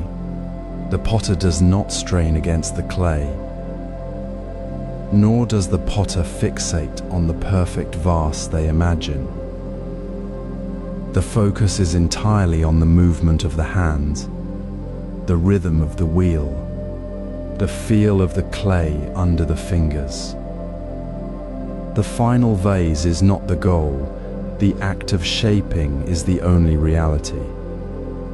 If the potter becomes anxious about the shape, the clay becomes unresponsive. The form may crack. But when the potter rests in the simple action of shaping without demanding a particular result, the clay flows, the vase forms naturally. This is non-attachment to outcomes. It is not giving up. It is releasing the struggle to control what cannot be controlled. The potter's work becomes fluid, free, and deeply present. Now, bring this awareness gently into your own life. When you find yourself caught in the grip of wanting a specific result, whether it is a project finishing perfectly, a conversation going a certain way, or a feeling of accomplishment, pause. Notice the physical sensation of that wanting, the tightness in your chest, the urgency in your thoughts. Breathe into that space. Let the mind acknowledge the desire without resistance. Then gently return to the task at hand. Feel the weight of your hands on the keyboard, the sound of your breath, the sensation of the present action. There is no need to force the outcome. Simply do what is needed, here and now, with kindness toward yourself. This is how self-criticism dissolves. It dissolves not by fighting it, but by resting in the clarity of the present action, without the burden of "I must be this way." You are not the outcome you seek. You are the quiet awareness that observes the seeking and then rests in the doing. This gentle release of clinging to results, this soft resting in the present action, is the natural expression of non-self. It flows effortlessly from the clear observation we began with. It is not a practice to add. It is the simple return to what is already true. This leads to the natural integration of non-self in all aspects of life. As the gentle stillness of CH05SC04 settles within you, a deeper invitation unfolds. You've rested in the effortless presence of the moment, releasing the need to fixate on outcomes, allowing the mind to settle like dust in sunlight. Now, without seeking anything new, gently turn your attention to the very space where thoughts arise and fade. Notice it not as an absence, but as a quiet, natural awareness that is already here, beneath and around every thought. This is not something you create. It is the ground of your being, the unchanging clarity that holds all experience. See the space between thoughts as your own natural awareness, clear and spacious, not empty, but full of silent knowing. When a thought appears, observe it like a cloud passing through a vast sky, and then rest gently in the space that remains after the cloud has moved on. Do not chase the thought or try to fill the space. Simply rest there, without seeking the next thought. This is not about stopping thinking, but about recognizing that thought is a passing phenomenon within a larger awareness. In this quiet space, you find the true nature of mind, unborn, unchanging, and free from the need to be anything. It is the natural ground where the illusion of a separate self dissolves. To practice this, sit quietly, breathe softly, and when thoughts come, let them pass like leaves on a stream. Notice the soft pause between them, the quiet before the next thought forms. Feel that space as your own awareness resting, not as a place you must reach, but as the very nature of your attention.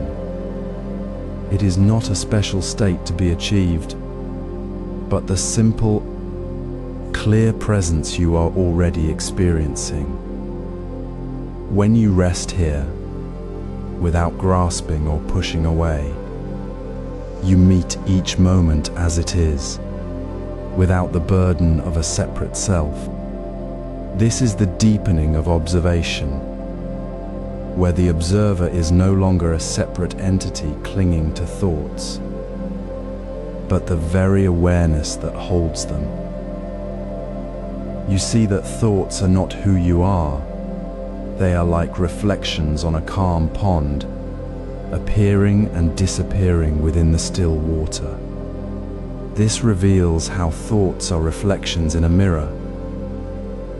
As you settle into the quiet space between thoughts, notice how the mind naturally rests.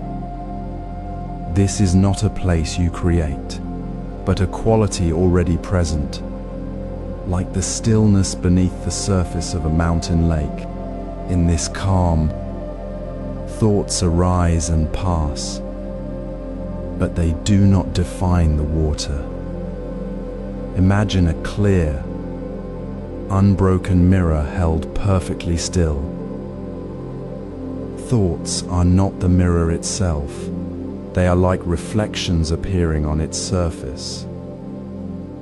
A thought of worry, a memory, a sudden image. These are fleeting shapes, like clouds passing across a calm sky. The mirror does not become cloudy because of the clouds, nor does it hold on to the shape of the cloud. It simply reflects what appears, then lets it go, remaining unchanged, clear and whole. This is the gentle truth of awareness. Your mind is not the storm of thoughts, it is the still water beneath the storm. When you notice a thought arising, say, a worry about tomorrow, see it as a reflection in the mirror, not as a command from the mirror. The mirror does not say, I am worried. The mirror simply holds the reflection without being altered by it. The reflection is temporary. The mirror is always present, always aware, always undisturbed. This is not an idea to grasp. It is a direct experience to notice. When you see a thought, pause for a breath. Feel the space where the thought appeared. Notice how the awareness that noticed the thought was already there, before the thought, and remains after the thought fades. That awareness is the mirror itself. To practice this, sit quietly for a few moments. Let your attention rest gently on your breath, the natural rhythm of your body. When a thought arises, perhaps about a conversation you had or something you need to do not follow it. Simply observe it as you would observe a leaf floating on a still pond. See the shape of the thought, then let it drift away. Notice the pond itself, the water beneath the leaf, the calm that remains even as the leaf moves. The water is not the leaf. The water is the water. Your awareness is the water, the mirror, the clear space. The thought is merely a passing reflection upon it. There is no need to push the thought away or pull yourself into it. The mirror simply holds the reflection as it is, without judgment, without change. This simple observation dissolves the illusion that you are the thoughts, the worries, the stories you tell yourself. You are not the reflection, you are the unchanging awareness that reflects. The mind is not separate from this awareness. It is the mirror reflecting its own activity. In this seeing, the separation between observer and observed begins to soften. The thought that says, "I'm watching my thoughts," is itself a reflection, not the mirror. The mirror does not watch the reflection. It simply is the reflection.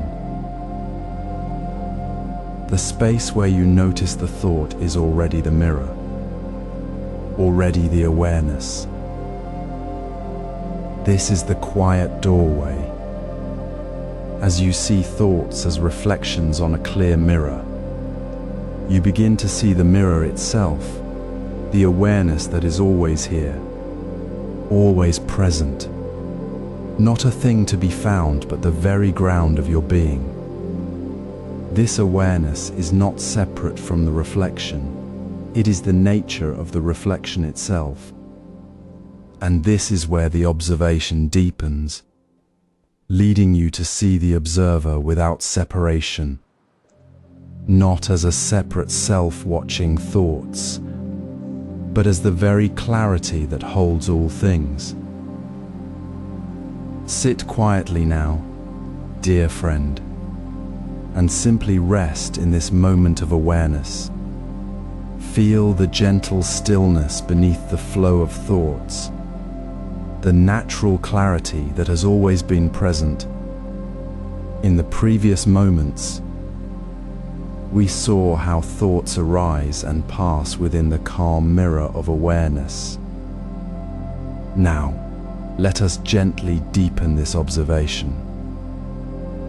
Notice not just the thoughts that come and go, but the very awareness that holds them, that notices them appearing. This is the key shift. Do not seek to find a separate observer standing apart, for that seeking itself creates the illusion of separation. Instead, simply notice the awareness itself as it is. See it not as a thing to be grasped or located, but as the unchanging ground upon which all experience rests, like the clear space of the sky holding clouds without being disturbed by them. Imagine a monk sitting peacefully by a clear mountain stream. He watches the water flow. The leaves drift, the birds fly. He does not become the flowing water, nor the drifting leaf, nor the flying bird. He simply rests in the awareness that observes the water, the leaves, the birds. He does not say, "I am the observer of the water," or "I am the watcher of the leaves." There is no separate I doing the watching. The watching itself is the awareness, clear and undisturbed. The stream flows, the leaves drift, the birds fly, and the awareness remains perfectly still, knowing without a knower. This is the simple truth of the observer. The awareness that observes thoughts is not a separate entity. It is the very nature of mind itself, the unchanging ground beneath the movement of thought, the silent space that allows everything to be known. So, when you sit in stillness, do not strain to find a separate you that is watching. Instead, soften your attention. Let the thoughts arise and pass as they will. like clouds in the sky. Notice the awareness that is aware of these passing clouds. Feel it as the natural clarity, the soft light of knowing that is always here, already present. It is not something you create, it is simply what you are. Release the subtle effort to locate or define this awareness. Stop searching for the observer, because the search itself is the thought that obscures the simplicity. The awareness is not a separate thing to be found. It is the very fabric of this moment, the ground upon which all thought and sensation appears.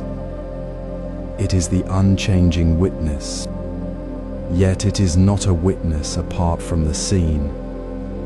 It is the clear space itself, empty, yet fully aware. This is not about becoming something new. It is about seeing what has always been true, what is already here, beneath the surface of thought. Rest in this noticing. Let the thoughts come and go, and simply rest in the awareness that holds them. Feel the quiet ease, the natural calm that arises when the effort to find a separate self is released. There is no need to do anything with this awareness. It simply is, clear and present, like the sky holding the clouds. Now we will explore acting without the sense of doer, where this deep understanding of the unchanging awareness naturally flows into the simplest actions, free from the burden of a separate self. Observe the constant movement within your mind, the thoughts, the worries, the fleeting images without grasping at them.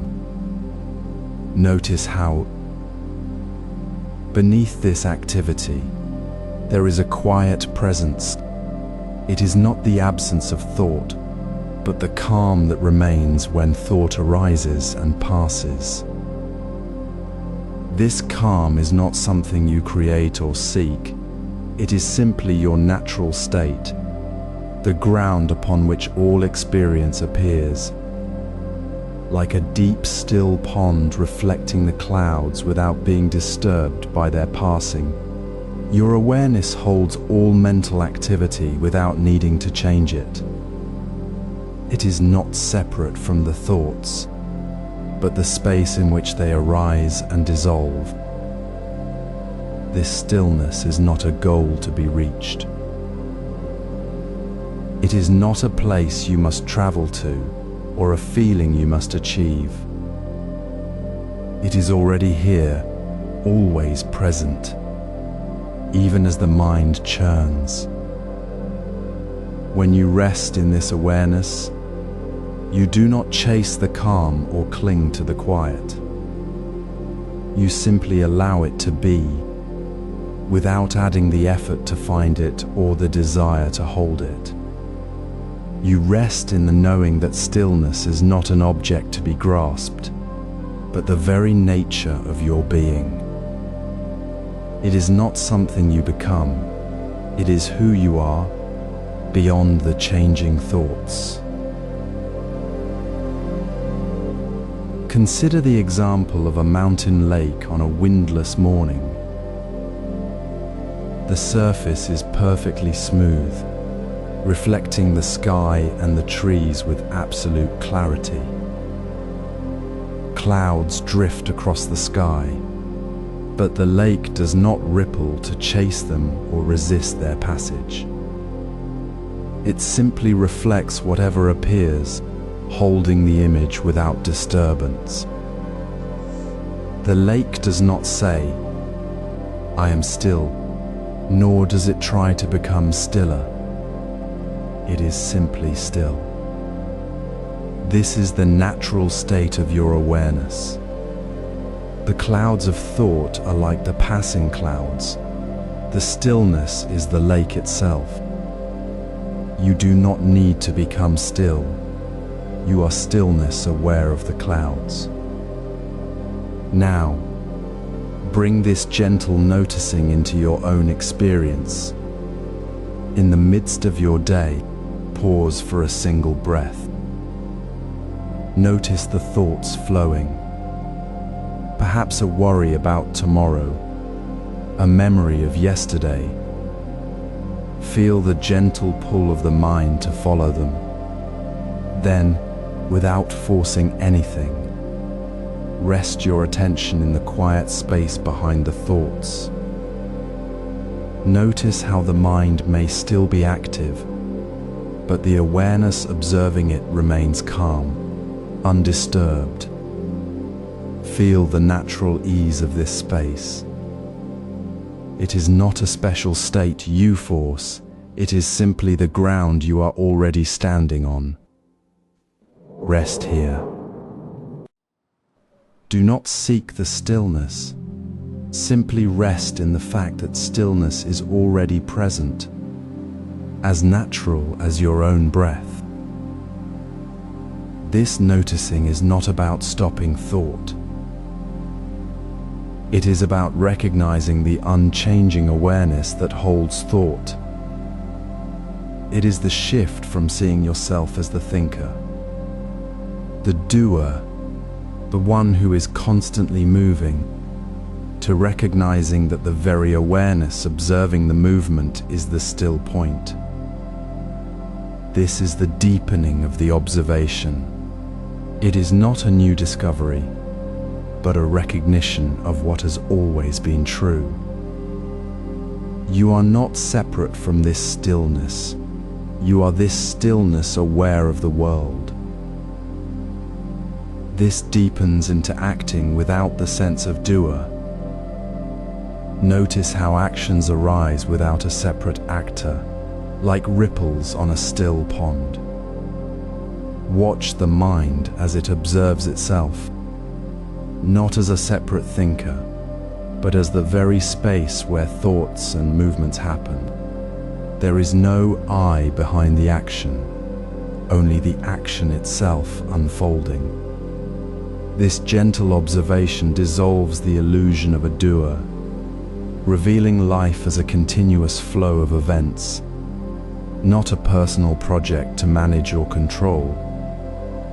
You don't need to arrange the rain or command the sun to rise. You simply notice the rain falling, the sun shining. The need for credit for what happens or blame for what seems to go wrong naturally fades when you see that the action is happening through you, not by you. It is not about becoming inactive. It is about acting without the weight of ownership, like a river flowing effortlessly toward the sea. Imagine pouring tea. You see the cup, your hand moves, the tea flows, and it fills the cup. In that moment, there is no I directing the hand, no I deciding the flow. The movement happens naturally, as the water finds its level. The hand doesn't pause to say, I am pouring or I am doing well. There is only the pouring, the cup, the tea. This is the natural flow. When you notice the thought, I did that, arise, simply let it be, like a cloud passing through the sky. It is not wrong to think it. It is simply a thought, not the reality of the action itself. The action was always happening, without needing a separate self to claim it. You don't need to be the doer to be present in the doing. The effort to be the doer is the very thing that creates the sense of burden, the sense of being separate from the flow. Let the effort go. Let the action be. The tea pours, the breath moves. the world unfolds. There is only the doing, not the doer. So when you brush your teeth, notice the movement without the I behind it. When you speak, notice the words arising without the I shaping them. When you walk, feel the ground beneath your feet without the I claiming the journey. This is not a new technique. It is simply seeing what has always been true. The sense of a separate actor was never real, only a persistent thought pattern. Release the need to be the author of your life. See yourself as part of the great unfolding, not the separate center. The gratitude for a kind word, the ease in a shared moment, the quiet acceptance when things don't go as planned, all arise naturally from this place of non-doing. There is no need to earn kindness or apologize for being present. You simply are, and in that being, action flows with ease. This effortless presence transforms how you listen to others.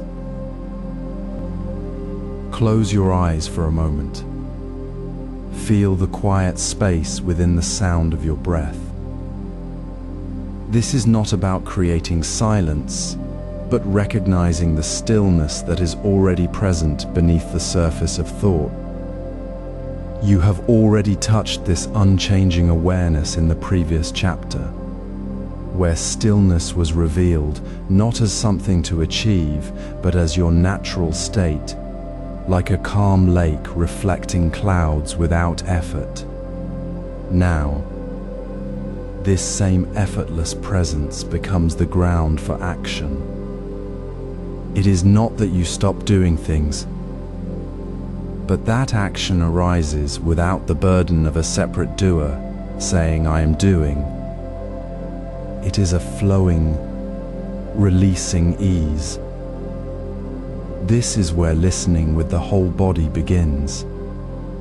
Most of us listen through a filter, the story we are telling ourselves about the speaker, the judgment forming in our mind, the need to respond, to agree, to correct. We hear with the mind, not with the body. But what if you simply let sound enter? Feel the vibration of the voice traveling through the air, through the bones of your skull, resonating in your chest. Notice how your shoulders soften, how your breath deepens without you directing it. As the sound arrives, the body itself receives the sound, a physical reception that happens before thought names it. The ear is just one point of contact. The whole body listens. Imagine sitting quietly in a garden. A bird sings. Instead of thinking that's a sparrow, or it sounds happy, or I need to tell someone about this song, simply allow the sound to be heard. Feel the light vibration in your jaw, the subtle shift in your posture as the pitch rises, the quieting of the inner commentary. There is no need to label it, no need to remember it, no need to respond. You simply hear the sound as it is, received by the whole being. The mind may still chatter, but you are not caught in its current. You are the space where sound happens, not the separate entity that is listening to it. This is listening without the filter of your own story.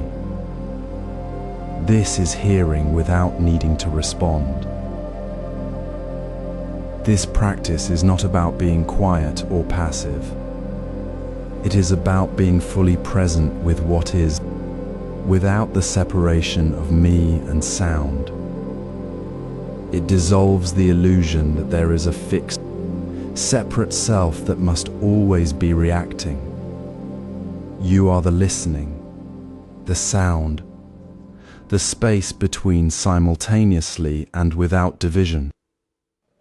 In this moment of pure reception, there is no effort to be a listener. There is only the listening. The body is the instrument. The sound is the music. And there is no separate musician apart from the music itself. Try it now. Listen to the sound of your own breath. Feel the air moving in and out. Notice how the body receives this constant sound without judgment or need to act. It simply is. This is the foundation. It is the natural way of being before thought divides it. When you can listen like this, without the story, without the need to respond, you are living from the place of non-self. You are not the actor of the listening. You are the listening itself. This same quality of presence, this effortless reception without the separate self, extends to every moment of life. It is the very essence of eating without the story of the meal. Having learned to listen without a separate self, to receive sound as the natural flow of the world through the body, we now turn to the simple act of eating. This is not a new technique, but a deepening of that same effortless presence. The mind, accustomed to weaving stories, often labels the taste of food as good or bad, connects it to memory or desire, and constructs the narrative, "I am eating." This story, however, is an illusion that separates us from the direct experience of life. The practice begins not with effort, but with gentle noticing. Releasing the story to be fully present with the sensory reality of the meal. Imagine sitting quietly with a cup of tea. The warmth of the cup meets your hands. You lift it to your lips. The first sip arrives not as a judgment, but as pure sensation. The gentle heat, the subtle bitterness, the slight astringency on the tongue. There is no need to name it good or bad. The mind might automatically add, "I like this," or "this is too strong."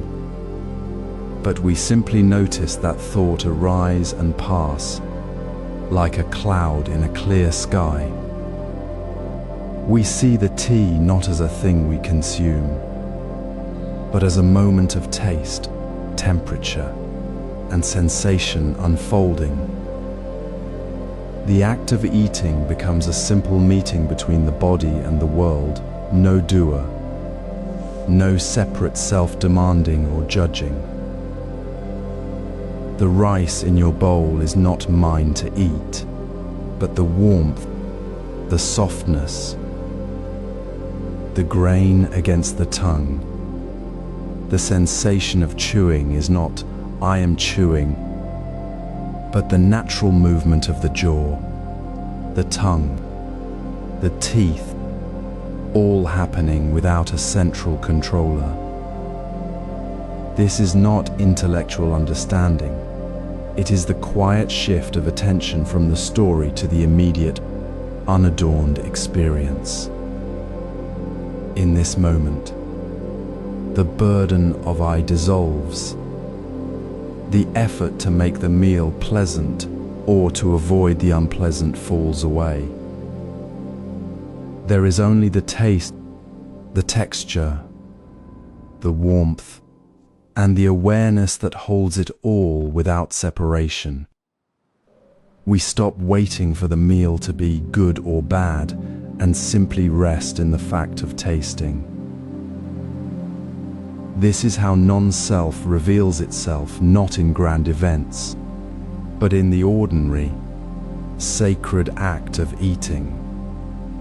It is the recognition that the body eats, the senses perceive, and the mind labels, but the label is not the truth. The truth is the taste itself, the sensation, the present moment. So, the next time you take a bite, pause for just one breath. Feel the food in your mouth. Notice the temperature, the texture, the subtle flavors without attaching a story. When the mind says, "I'm eating," gently return to the feeling in the mouth, the movement of the jaw, the simple presence of the taste. You may find the story fades, leaving only the quiet, clear awareness of eating. This is not about achieving a state, but about dropping the illusion that there is a separate self behind the experience. The meal is not happening to me, it is happening, simply and completely. This quiet presence in the act of eating naturally extends to all actions. The ease found in tasting without the story of the meal becomes the foundation for moving without a goal, for walking without the narrative of "I'm walking," for living without the constant construction of a separate self.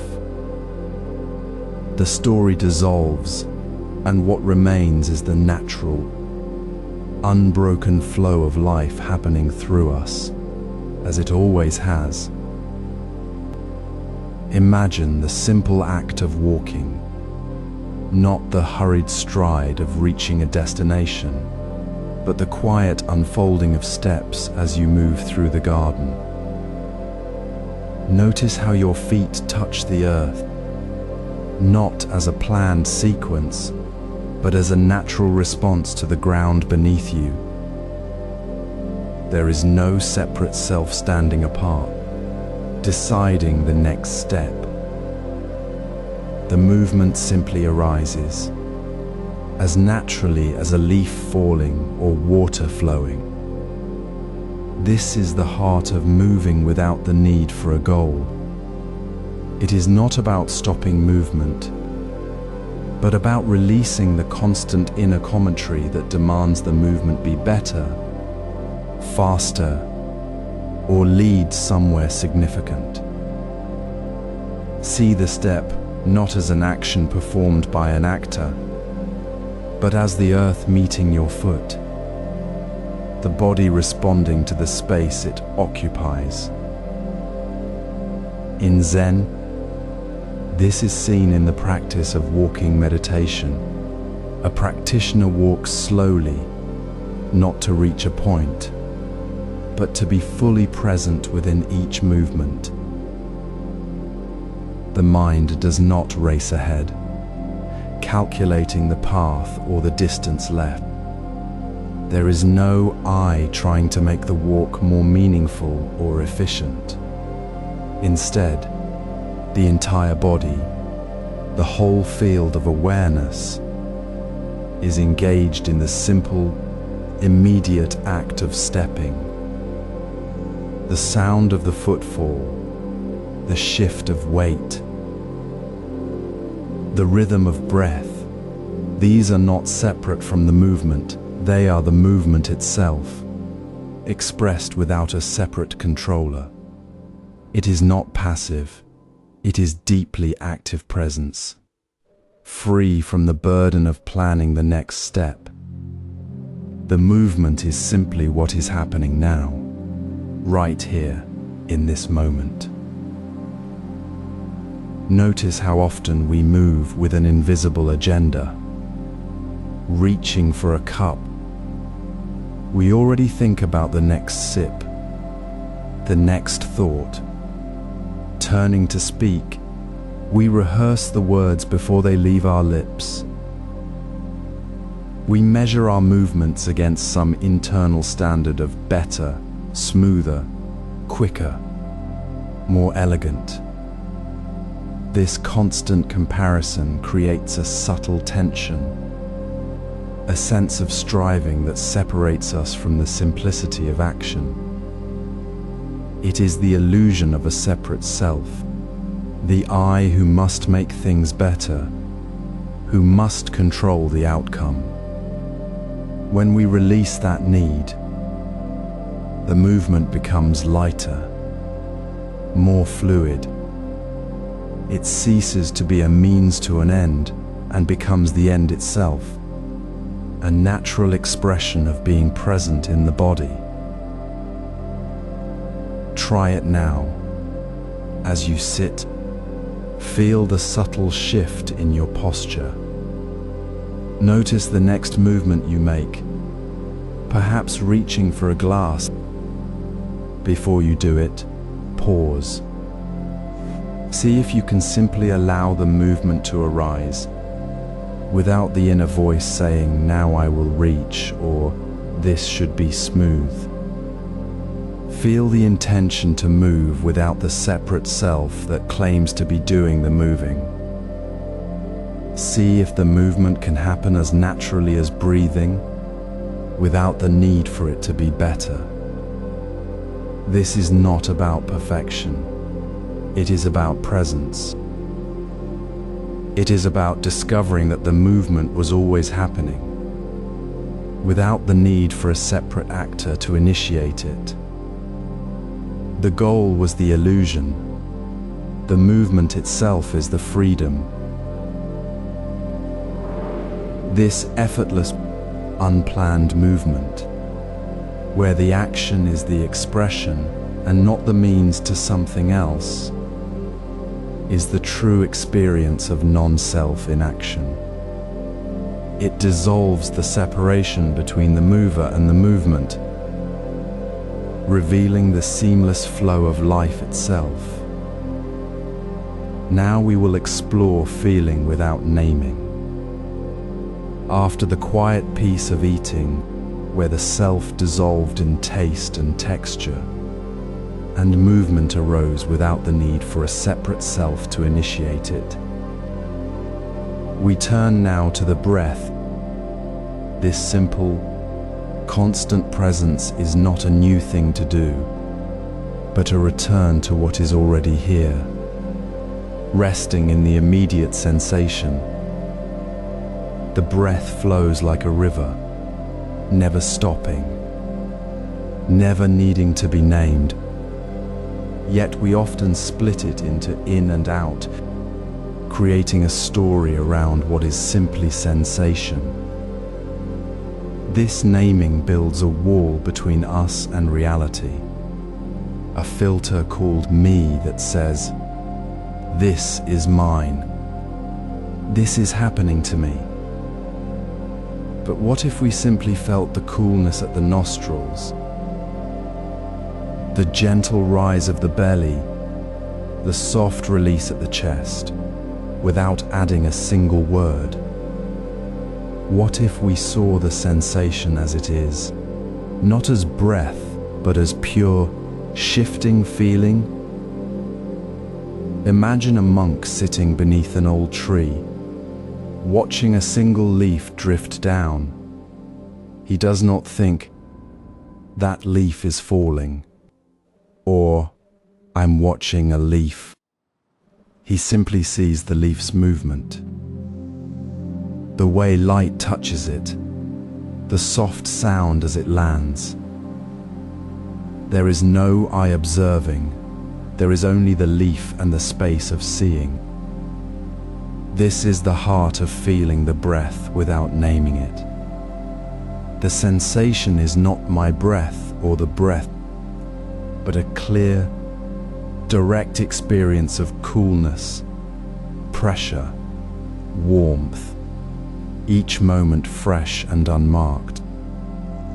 When a thought arises like I am breathing in, gently let it go, as you would a passing cloud. Return to the feeling itself, the subtle shift in the body, the natural rhythm of life moving through you. Rest in the pure sensation, without the need to interpret, without the story of me stepping in. This is not about forcing stillness or emptying the mind. It is about noticing how the mind naturally labels and then choosing to let that label fall away. Feel the breath as it is, not as you think it should be. Notice how the body knows its own rhythm, even when the mind tries to name it. When you find yourself thinking in or out, smile softly at the habit and return to the feeling alone. Let the sensation be the only teacher. There is no you to be found in the breath. There is only the breath and the space of awareness holding it. This is not a technique to master, but a simple way to be fully present, exactly as you are. So sit quietly now, or pause in whatever you're doing. Feel the breath, not as a concept, but as a living sensation. Notice the coolness at the entrance, the gentle lift, the soft release. Do not chase the sensation or hold on to it. Let it be as it is, without adding anything. When thoughts come, as they will, do not fight them. Acknowledge them with kindness, like a friend passing by, and gently return to the breath's feeling alone. This is not about doing more. It is about being more fully here, in the space before the word forms. This simple practice, feeling breath without naming, reveals seeing the world without the me filter. The world is not my world. It is simply the world, clear and unfiltered, seen as it is, without the story of a separate self. Observe the space between your thoughts where the breath flows naturally. This simple awareness we cultivated in the previous moment dissolves the illusion of a separate self initiating action. Now, gently extend this same quality of attention to the world around you, not as something happening to a separate me, but as pure sensation unfolding. Notice how the thought me subtly colors everything you perceive. A leaf on the path becomes my leaf, or that leaf in my way. A sound becomes my noise or someone else's disturbance. This mental addition of mine or not mine is the filter distorting reality. The leaf is simply a leaf, falling with its own quiet rhythm, not belonging to anyone. Objects exist as they are, without the need for the me to claim or reject them. The color of the sky, the texture of the stone, the sound of water, these are not mine experiences, but direct sensations available to anyone who sees without the veil of self. Rest here in the direct seeing. Do not name the leaf falling. Do not label the sound rain. Simply be the space where the falling leaf and the sound of water are perceived without the need to say I see it. In this resting, there is no me watching the leaf. There is only the leaf, the path, the sky. This is the heart of seeing clearly. It requires no effort. Only the willingness to let go of the habitual need to interpret everything through the lens of me. Practice this now, as you sit. Look at the cup on the table. Do you see it as my cup, or simply as a cup? Feel the cool air on your skin. Is it my coolness, or just coolness? Notice the subtle shift when you release the mind from the object, allowing it to be as it is. The cup is empty. The air is cool. The sound of a distant bird is just sound. There is no need to add mind to the experience. This simple release of the mental filter is not a technique. It is the natural state of mind when the me is seen for what it is, a passing thought, not the ground of being. See the world as it is, without the shadow of me falling across it. This direct seeing, this unfiltered perception, is the foundation of true presence. It is where the illusion of separation dissolves, revealing the seamless flow of life as it happens. This quiet observation of things as they are naturally allows emotions to flow without judgment.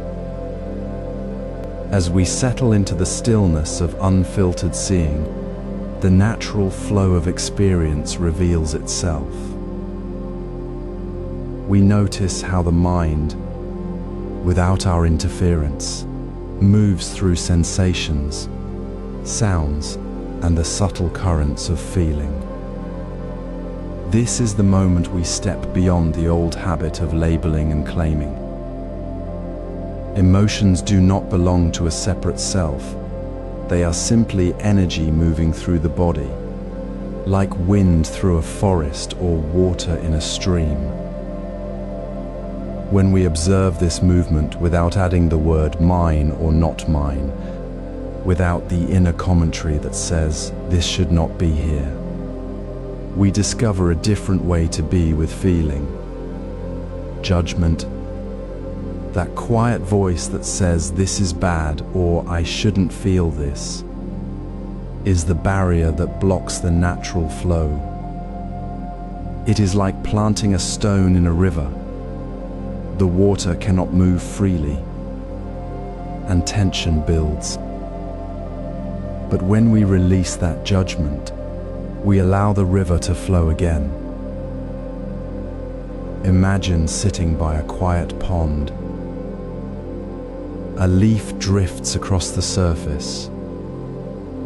We don't need to name the leaf, or decide if it is beautiful or bothersome. We simply see it moving, carried by the current. The leaf is not separate from the water. It is part of the water's movement. Similarly, anger, sadness, or joy are not separate from our being. They are the very movement of life happening within us. Notice the tightness in your chest when sadness arises, or the warmth in your hands when warmth flows. Feel the energy itself, not the story around it. See how resistance creates a knot, while allowing it is like the water finding its path around a smooth stone. There is no need to fix the feeling, to chase it away, or to hold it tightly. It simply moves, as all things do. This is the practice of allowing. It is not passive resignation, it is active presence without the filter of me. When we stop trying to control the flow, the energy moves through us with greater ease. We might feel a wave of sadness rise, and instead of thinking "I'm sad," we feel the physical sensation of it in the throat, the heaviness in the chest, and simply let it be. The sadness moves, changes, and passes, just like the leaf on the pond. We are not the sadness. We are the awareness that holds it without grasping. This gentle holding is not about becoming empty. It is about recognizing that the feeling is already part of the whole, and resisting it only makes the whole feel smaller. Try this now, as you sit quietly. Feel your breath moving through your body. Now, if an emotion arises, perhaps a flicker of frustration or a wave of tenderness, simply notice where it lives in your body. Do not ask why it is there, or how long it will last. Just feel the sensation of it moving.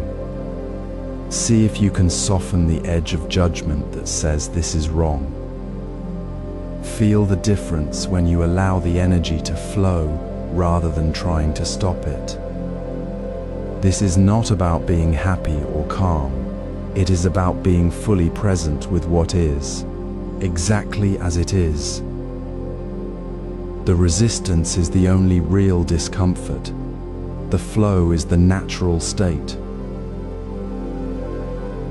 When we practice allowing emotions to move without judgment, we discover that discomfort itself is not a problem to be solved. It is simply energy moving through. This is how we begin to meet uncertainty, not with fear, but with a quiet acceptance of the present moment, exactly as it unfolds. This brings acceptance of discomfort in uncertainty. When uncertainty arises, it often feels like a knot tightening in the chest. You might find yourself leaning into the future, trying to grasp what is not yet clear, or clinging to a past certainty that no longer holds. This is the moment to gently notice the tension without judgment. Feel the subtle shift in your shoulders, the quickening of your breath, the mind already racing toward a solution. This tension is not your enemy. It is simply a signal. It points to the very place where we can begin to relax. The discomfort you feel is not the uncertainty itself, but the resistance to it. Let the question linger without needing to fill the space. Rest your attention softly in the unknown, like a leaf floating on a still pond. There is no need to fix it, no need to know. Simply be with the question as it is, without adding another layer of anxiety about not knowing. This is the practice of resting in uncertainty. It is not passive waiting. It is an active choice to meet the present moment exactly as it is, without the pull to escape or control it. Notice how the moment shifts when you stop fighting the fog. The shoulders soften, the breath deepens, and a quiet space opens where clarity might naturally arise, not forced but allowed. This is not about finding the answer, it is about dissolving the need for the answer. The mind's constant seeking is the source of the discomfort, not the uncertainty. So when things feel unclear, when the path ahead is veiled, pause. Feel the tension, then breathe into it. Let your awareness rest in the space of not knowing, without a single thought trying to pull you out. This is not emptiness. It is spaciousness. It is the natural state of mind when we release the tight grip of needing to be sure. You will find that the discomfort softens not because the uncertainty has vanished, but because you are no longer adding to it.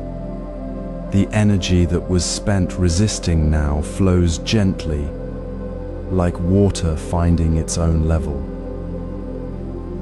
This quiet acceptance in the midst of the unknown is not resignation, it is profound freedom. It is the direct experience of reality as it is, without the filter of me demanding it be different. You are not the one trying to resolve this. You are simply the space where it all unfolds. In this moment, there is no mind to protect, no self to prove right. There is only the gentle presence of awareness holding the uncertainty with kindness. This is how we learn to live fully in the present, not despite the uncertainty, but through it. Now we will explore seeing others without the lens of self. In the quiet space between breaths, notice how often your mind is not truly present with another person, but instead caught in the familiar loop of me. You might hear words but hear them through the filter of your own story, your own need to be understood or to feel safe. This subtle pull of me creates a quiet distance, a wall built from unspoken expectations and the constant, quiet hum of self-concern. It's not that you mean harm, it's simply that the mind habitually returns to itself, seeing the other person as a mirror reflecting back what you need to see or feel. You see their words not as they are, but as a reflection of your own worries or desires. The connection becomes a transaction, a meeting of two separate islands rather than a shared shore. Imagine a simple tea ceremony between two friends. The room is still. Steam rises gently from two cups. They sit across from each other, not speaking much. One friend pours the tea. The other simply receives it, eyes meeting for a moment, not thinking about how they look, or what the other thinks of them, or what they should say next. There is no agenda, no need to perform or be seen. They simply are present, the tea warm in their hands. The silence holding them both without the weight of me. This is not empty silence, it is full presence. They see the other as a living being, not as a reflection of their own inner landscape. The connection flows freely, unburdened by the self's constant commentary. This is the practice we invite you to gently try now.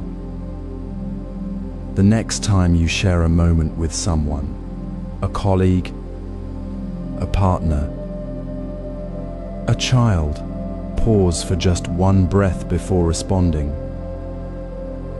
Notice the automatic pull of your own thoughts. They don't understand me. I should say something clever. This is awkward for me. Feel the subtle distance that arises from that thought. Then, gently release it. Rest in the direct experience of the other person. See their eyes, their posture, the sound of their voice, not as a reflection of your inner world, but as it is, right now. See them as they are, not as they mirror your story. Allow the connection to simply be, without the need to shape it through me. This is not about becoming someone else. It is about resting in the natural openness that exists before the mind constructs separation. You might find that when you stop projecting your own story onto the other, the space between you dissolves. The words they speak land differently. The silence feels less heavy. You can listen without preparing your defense or your reply. The connection becomes a shared breath, not a performance. It is this simple, direct seeing free from the lens of me that allows relationships to breathe and flow naturally. It is the very ground upon which true communication arises, not from the ego's voice, but from the spacious awareness that holds both you and the other without separation. This transforms how you communicate without the ego's voice. Imagine the quiet space that opened when you stopped needing to control every detail of your day. That same spacious awareness, resting without resistance, now holds your conversations. You notice how often words arise not from a clear intention, but from a subtle story within you. Me needing to be heard. Me needing to be understood. Me needing to be right. This is the moment to gently observe, not judge, the arising of the me voice in your communication. See it as a natural current in the river of speech, not a personal declaration stamped with your identity.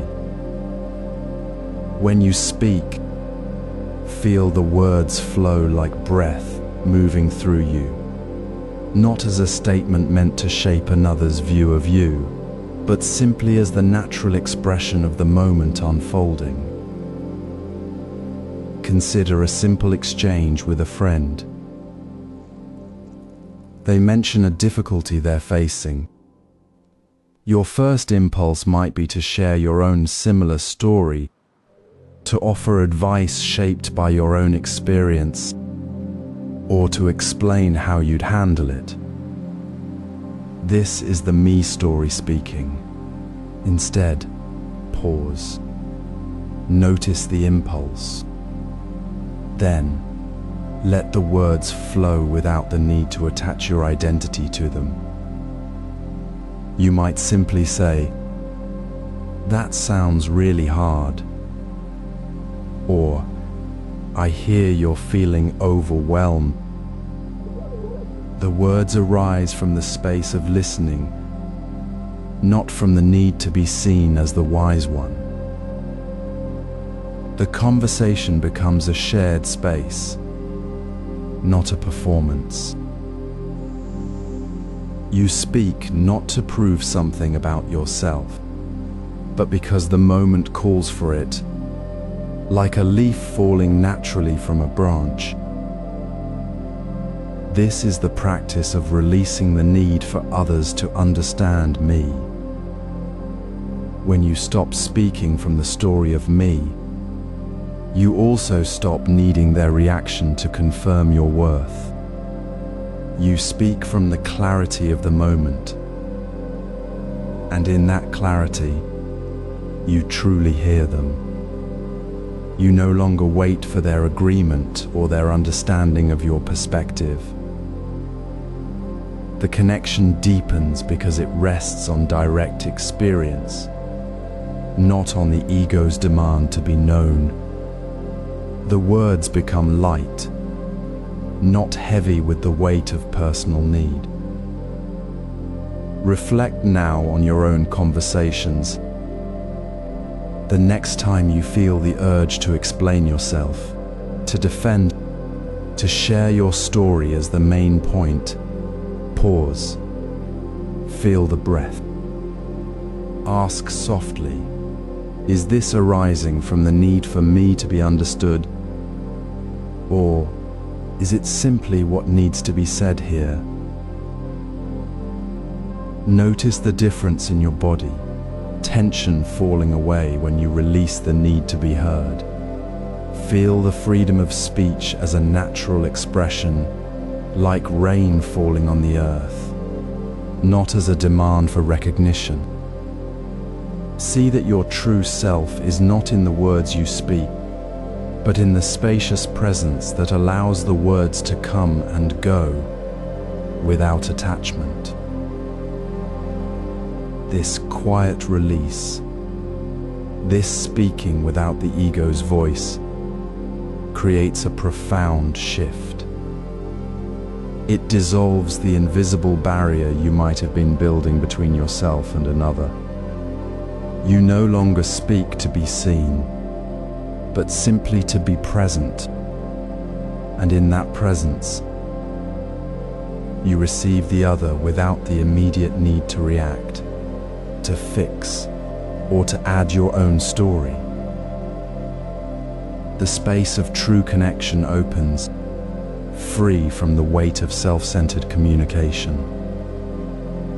This is how we move from speaking with the ego to receiving with the heart, ready for the next step of simply being with what is.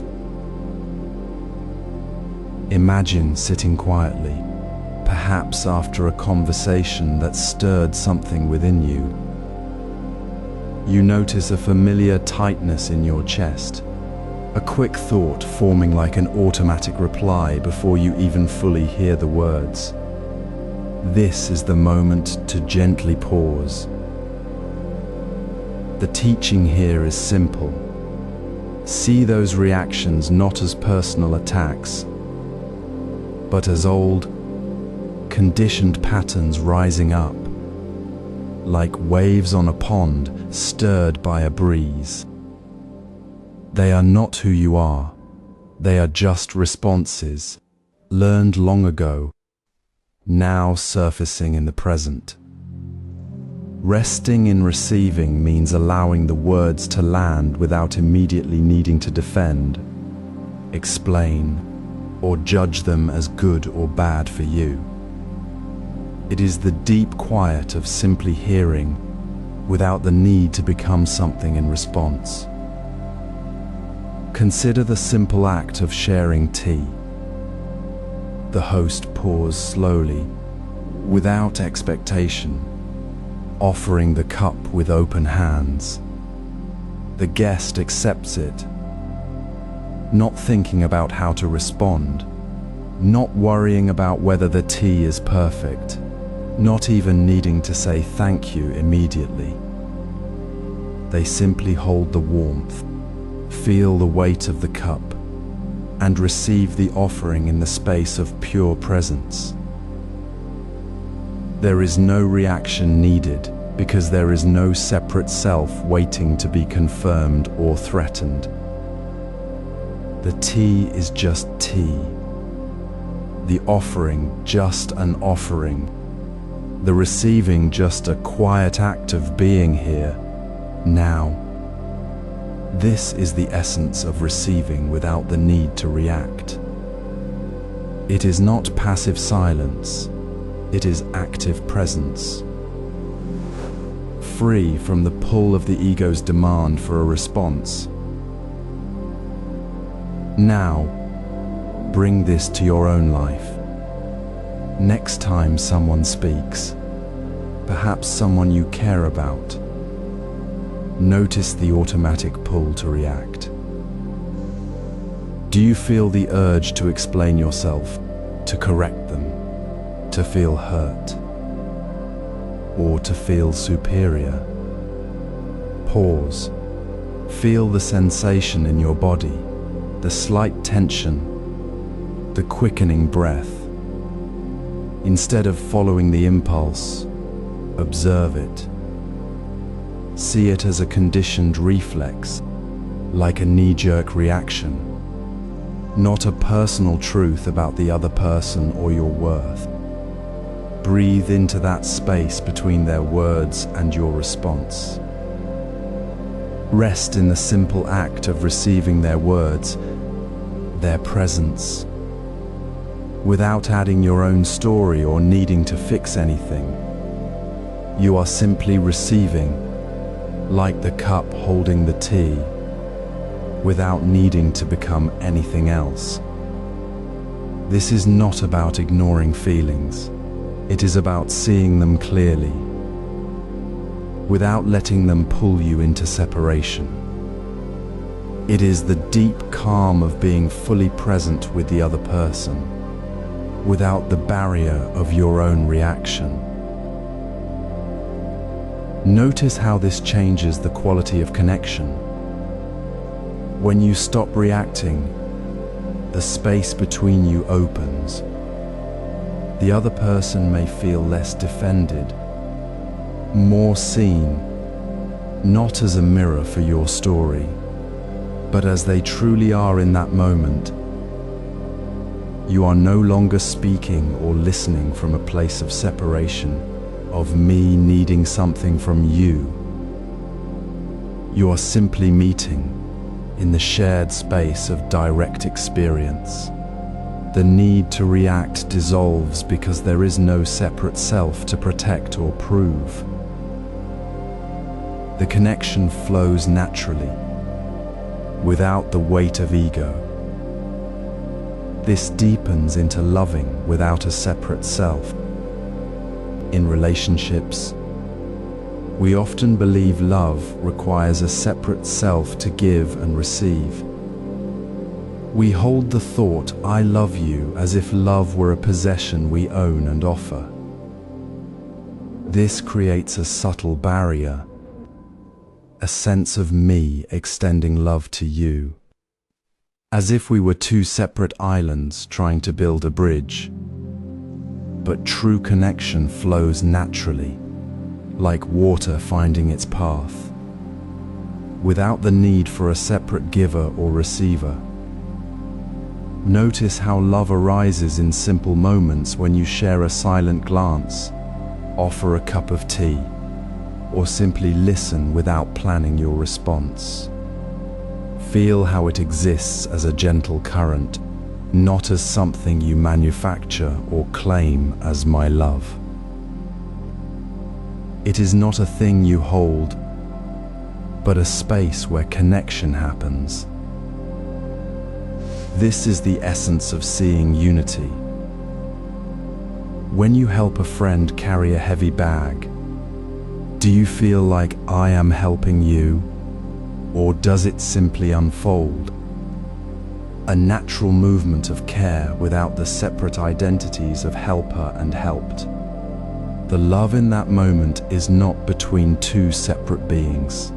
It is the very space where they meet, a single flowing current. There is no need to prove it, explain it, or wait for it to be acknowledged. Love rests in itself, like a calm lake reflecting the sky without needing the sky to look back. This is the deep peace of loving without the concept of a separate self, to be present with the warmth, the care, the shared breath, without the burden of me being loving or me needing you to feel it. To practice this, next time you share kindness, pause for a single breath. Notice the impulse to act, perhaps to smile, to offer support, to hold space. Then let it flow without the thought, I am doing this. See if you can simply be the kindness itself, without the separate I that usually stands apart. Does the smile still happen? Does the support still reach? Yes, but now it is not a performance of self. It is a natural expression of connection. You may feel a quiet relief, as if a small weight has lifted, the weight of needing to be seen as loving, needing the other to receive it. In that stillness, love is simply there, clear and whole, needing no recipient to complete it. This quiet observation reveals something profound. When you stop seeing love as something you give from your separate self, you step into the unity where all beings are already connected. The illusion of separation dissolves not through effort, but through simply resting in the natural flow of care. There is no me to be understood, no you to be reached. There is only the gentle warmth of presence, shared without words. This is how love becomes a deep, quiet river, not a flickering flame that needs constant feeding by the ego. Now we'll explore the mind as a clear mirror. As the quiet space we cultivated in the previous chapter deepens, a new clarity begins to emerge. It is not a new thought, but the recognition that the mind itself, in its natural state, is already clear and undistorted. This is the essence of non-self, not as an idea, but as direct experience. Imagine sitting in stillness, not striving to be still, but simply resting in the present moment. Notice how the mind does not need to create a separate self to observe. It simply reflects what is here, like a clear mirror reflecting the room without altering the room. See the mind reflecting reality without distortion. When you hear a word, feel a sensation, or see a bird fly past, the mind does not automatically add a layer of me or mine to the experience. It simply holds the experience as it is. A thought arises, perhaps about an email you need to send, and you see it clearly, not as a command from a central I, but as a passing cloud in the vast sky of awareness. It appears, it holds its shape for a moment, and then it dissolves back into the openness, leaving no trace behind. The mind does not cling to the thought, nor does it deny its presence. It simply allows it to be, as a cloud allows itself to be in the sky. This is the natural state of the mind as a clear mirror. It does not judge the reflection. It does not try to control it. It simply reflects with perfect clarity, without adding its own color or shape. Thoughts, feelings, sounds, they all appear within this mirror-like awareness. Yet the mirror itself remains untouched, unchanging. You are not the thought. You are not the feeling. You are the awareness that holds them both, clear and undisturbed. Resting in this mirror-like awareness is not about achieving a special state. It is simply about recognizing what is already true. It is the deep relaxation that comes when you stop fighting the flow of experience and simply allow it to be seen. Now, gently invite this awareness into your own experience. Sit quietly for a few moments. Notice the space within you, the space that holds the arising of thoughts. When a thought appears, do not chase it or suppress it. Simply observe it as it appears in the clear space of your awareness. See it clearly, then notice it fade. See how it simply comes and goes, like a ripple on a still pond, leaving the pond itself undisturbed. There is no need to say this is mine or this is not mine. There is only the clear seeing of what is. This is not a technique. It is the natural way the mind functions when we stop interfering. Feel the warmth of your own being, the spaciousness that is always here, holding all that comes and goes with perfect ease. This is the quiet relief, the natural ease that flows from resting in the mirror-like awareness of your own true nature. This is how we live without the story of me. It is not about stopping thoughts, but about seeing that the thought is not the thinker. The mind, reflecting reality without distortion, reveals that there is no separate self to be defended or constructed. The story dissolves not through effort, but through the simple, clear seeing of what is. This is the natural state of non-self, inherent and always present. This reveals living without the story of me. Observe the mind with gentle curiosity, not to change it, but simply to see it as it is. Notice how thoughts arise and pass without needing to hold on to them. This careful watching reveals something profound. The sense of a separate self called me is not a fixed reality, but a story we continuously tell ourselves. It is woven from past experiences, future worries, and the habitual habit of labeling everything as mine or not mine. When we pause this storytelling, life begins to flow with surprising ease. Actions happen naturally, reaching for water, breathing, responding to a sound not as something I do, but as part of the unfolding of the moment itself. There is no need to claim ownership, no effort to maintain a separate identity. See how the wind moves the leaves, how the river flows downhill, how a bird sings without thinking, I am singing. The action is simply there, clear and unburdened.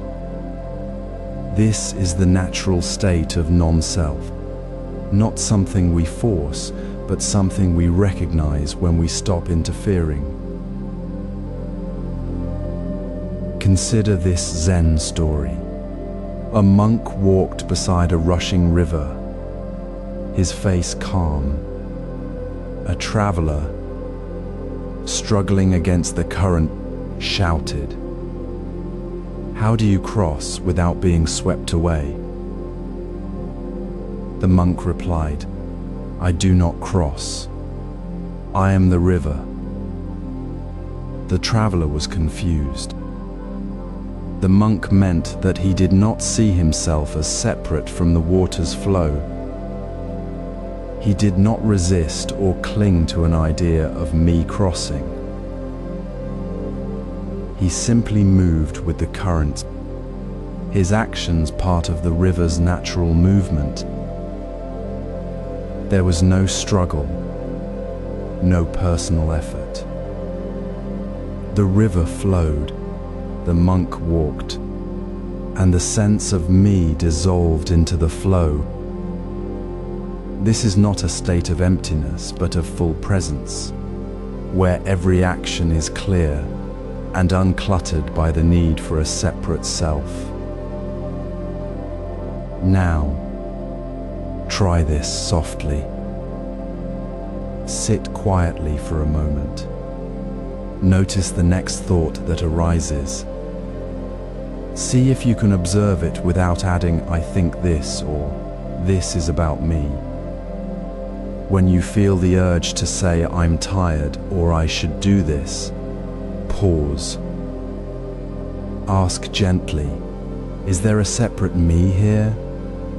Or is this just the feeling arising?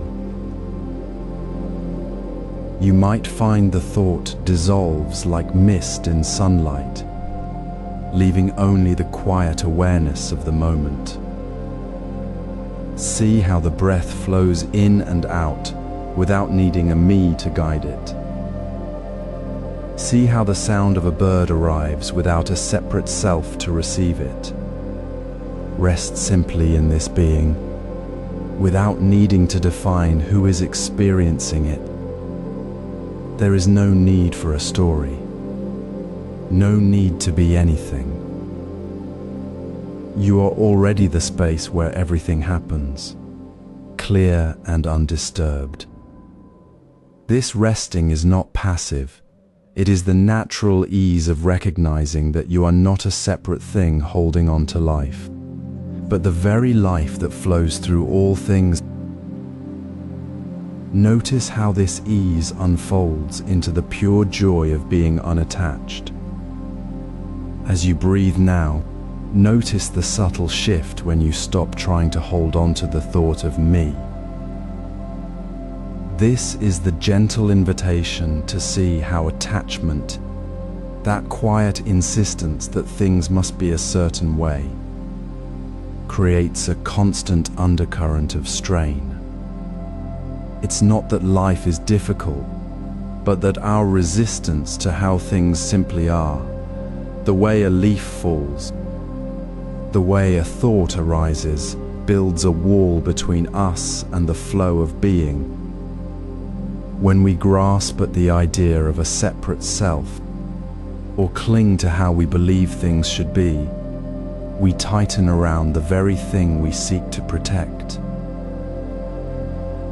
The tension isn't in the world, it's in the mind's habit of pushing against life's natural rhythm. Release that grip, however small, and the weight lifts. There's no need to become something else, to fix anything. Simply notice the space that opens when you stop fighting the present moment. Imagine a single leaf drifting down a clear stream. It doesn't resist the current, doesn't worry about where it's going or who it is. It simply moves with the water's flow, held and carried without effort. The leaf doesn't suffer from a sense of me that must control the path. It is simply a leaf, responding to the stream's nature.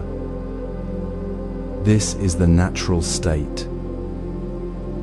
It's not about losing yourself, but realizing that the self you've been trying to hold on to is a temporary shape in the water, not the water itself. When you release the need to define yourself as a separate, fixed entity, the concepts of mine and not mine dissolve. The burden of identity falls away, and what remains is a quiet, unshakable ease. This ease isn't empty. It's full of the pure joy of simply being, without the effort of being anything specific. So, in your next quiet moment, notice where you might be holding on. Is there a thought you're clinging to? A feeling you're trying to change? A way you've labeled yourself? Instead of wrestling with it, gently ask, what happens when I simply let this be, without adding the story of me to it? Feel the subtle relaxation that comes when you stop trying to manage the experience. Notice how the space around the thought or feeling becomes softer, clearer. The suffering wasn't in the thought itself, but in the tightness of the me that said it shouldn't be there. Release that tightness. And freedom isn't a distant place. It's the very ground of your awareness, already present. You don't need to seek it. You only need to stop obstructing it. This is the quiet joy of being unattached, resting in the natural state where there is no seeker, only the simple, clear flow of being itself. This is the end of seeking. Look around you now. Notice the quiet space between thoughts, the soft breath moving in and out without effort. This is where the search for something to become, something to find, finally comes to rest. The restless seeking that has driven you for so long, the constant pull towards a future self or a distant enlightenment, dissolves not with a shout, but with a gentle sigh of release. You stop looking because you realize there is nothing to find. The self you sought was never separate from the very awareness that is observing the seeking itself. This is not a new state you must build. It is the natural ground beneath your feet, always present, always available. Imagine a leaf falling from a tree. It does not seek to fall, it simply follows the path of its nature. It does not resist the wind or the gravity, it moves with it.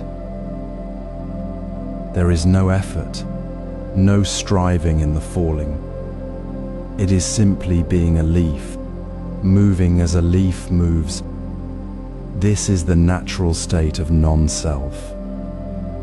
It is not about becoming something else.